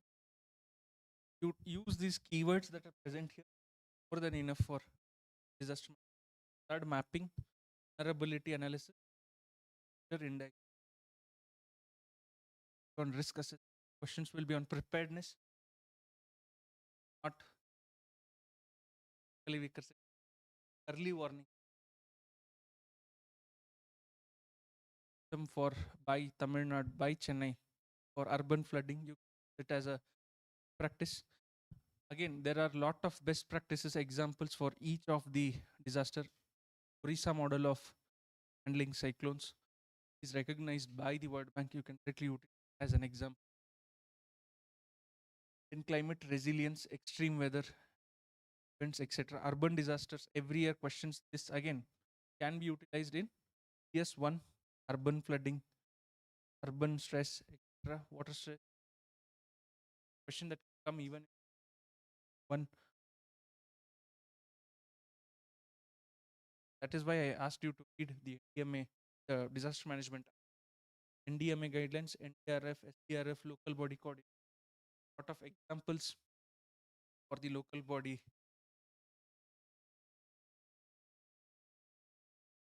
These are the repeated themes where on the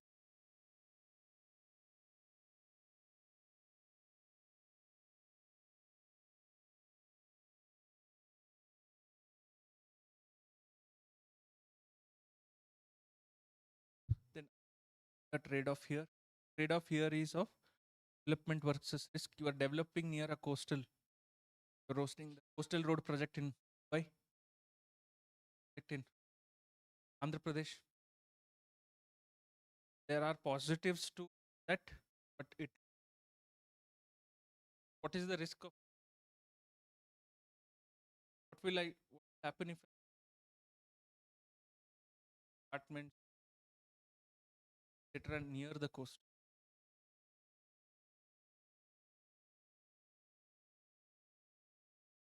Flood, erosion, lot of this. Urbanization, ecological cost versus then response versus prevention. These are the trade the disaster management. Spotting the trade-off in the half the answer. Just think on these have like 5, 6. Think on these lines.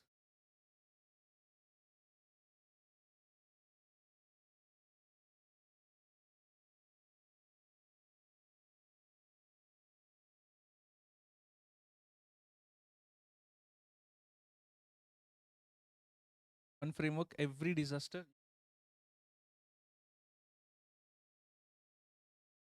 Always talk about map hazard identification by a certain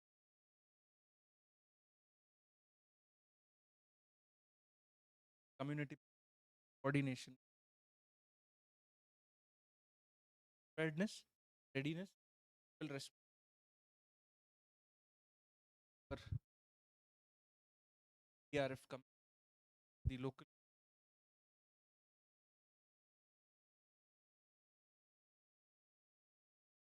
happen.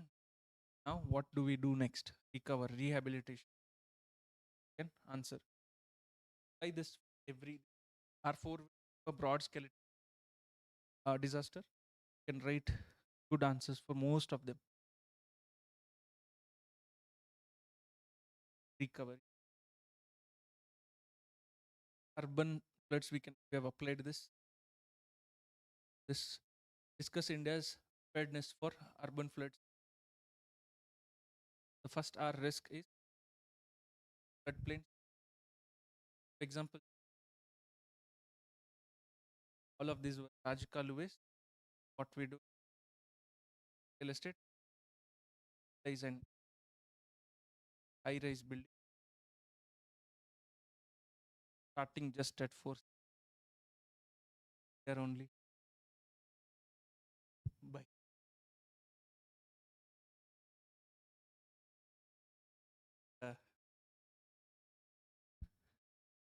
this happens. The risk and urban readiness. What is the readiness? You can use the Davangere model. They did was they mapped the entire city and through the data after identified there are certain choke points, like certain points in the those points they uh, identified and addressed them. For example, water drainage capacity. Now, what is called as the pervious material. One city concept in examples. then response, NDRF deployment, coordination, etc. Recovery, what you do, concept, resilient urban planning. There is something called as the GCANS project in Japan. GCANS. What it does is, under the underground, it has pipes, circular cans under the city. Under what happens when the weather event happens, urban flooding, all those cans will water, will drain off the west cans project. Then there is something called as even the Amsterdam model have landscape retaining structures within the city, lying entire cities. They build some level drainage structures, like huge retaining structures. The excess water comes in, those water they'll utilize it for like off season, watering the plants for other. You have a lot of such examples.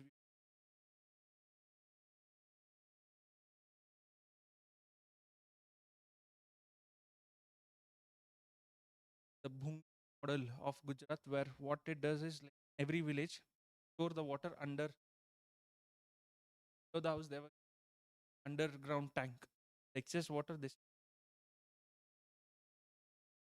same water.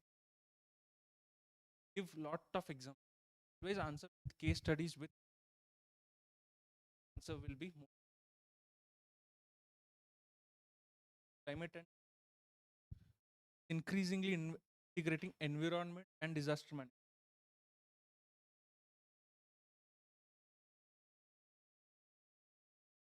Waves. It can be environment and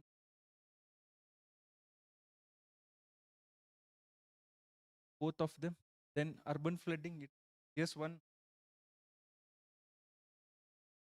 is ability infrastructure.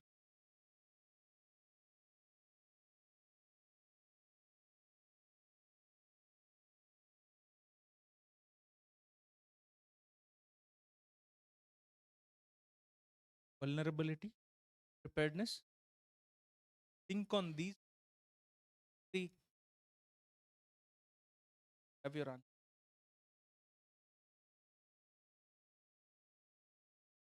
The 6 module.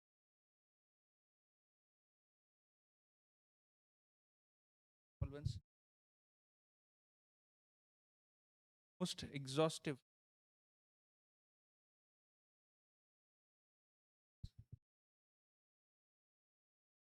of data collect. Go through all the value addition that have on the group, amount of data, etc.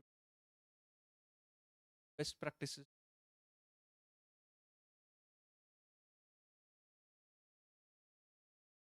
So any doubts? For exactly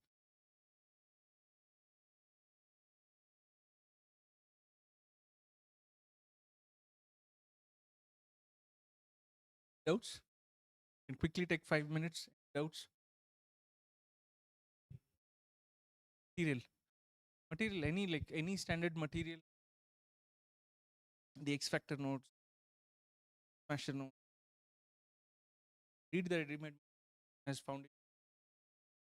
That current magazines, your source. Watch a lot of discussions on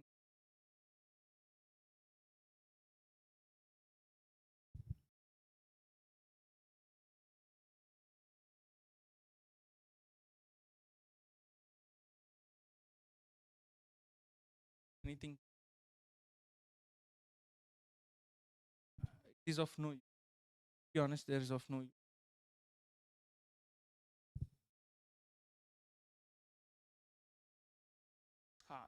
A good what practical lady? All don't want all of this. What did make a change? My one change is that yes, conceptually most were same. One change I made and one change just for GS answer rate. Apart from this, to write more points here. Usually, what happens is like 10 marker you are writing 15 points, and for 20 marker you are writing 15 marker you are writing 20 points. For GS3, what rewarded me better? Well, this writing more number of points, additional points. Again, like, as I said, for 10 marker 50 points. For GS3, I'm writing 20 points. I'm going to write more. I'm focusing more on density, volume of answers, volume of points, focusing more on quantity. Quality also I'll ensure by substantiation like graphs, data, etc. But my focus will be more on quantity here. Write more and more points. Go through my answer copies. You can go through Ayan Jain, you can go through his answer copies. Very average answers, but number of points. That's the code I think I followed pattern. That will help you write more PS3, and that is what is being rewarded.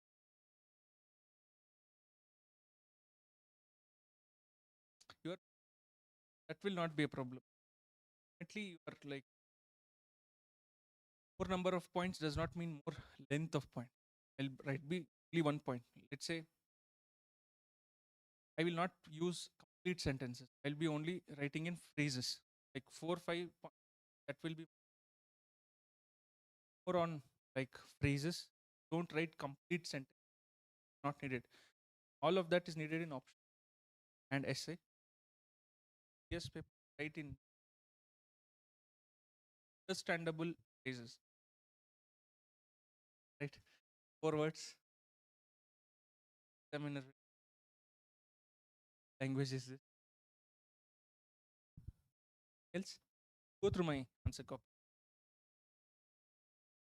And I think negative marks I would have not gotten it. I think that has worked. Anything else?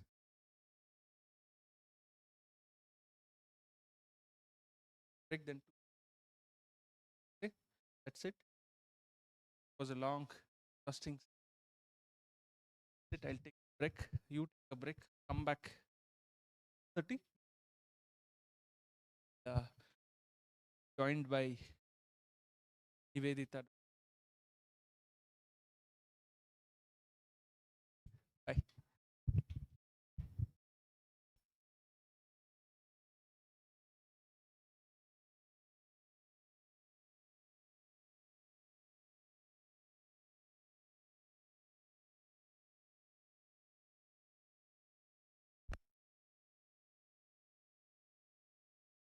You be present at 2, 2:10 max. By 2:10, we'll start off the session.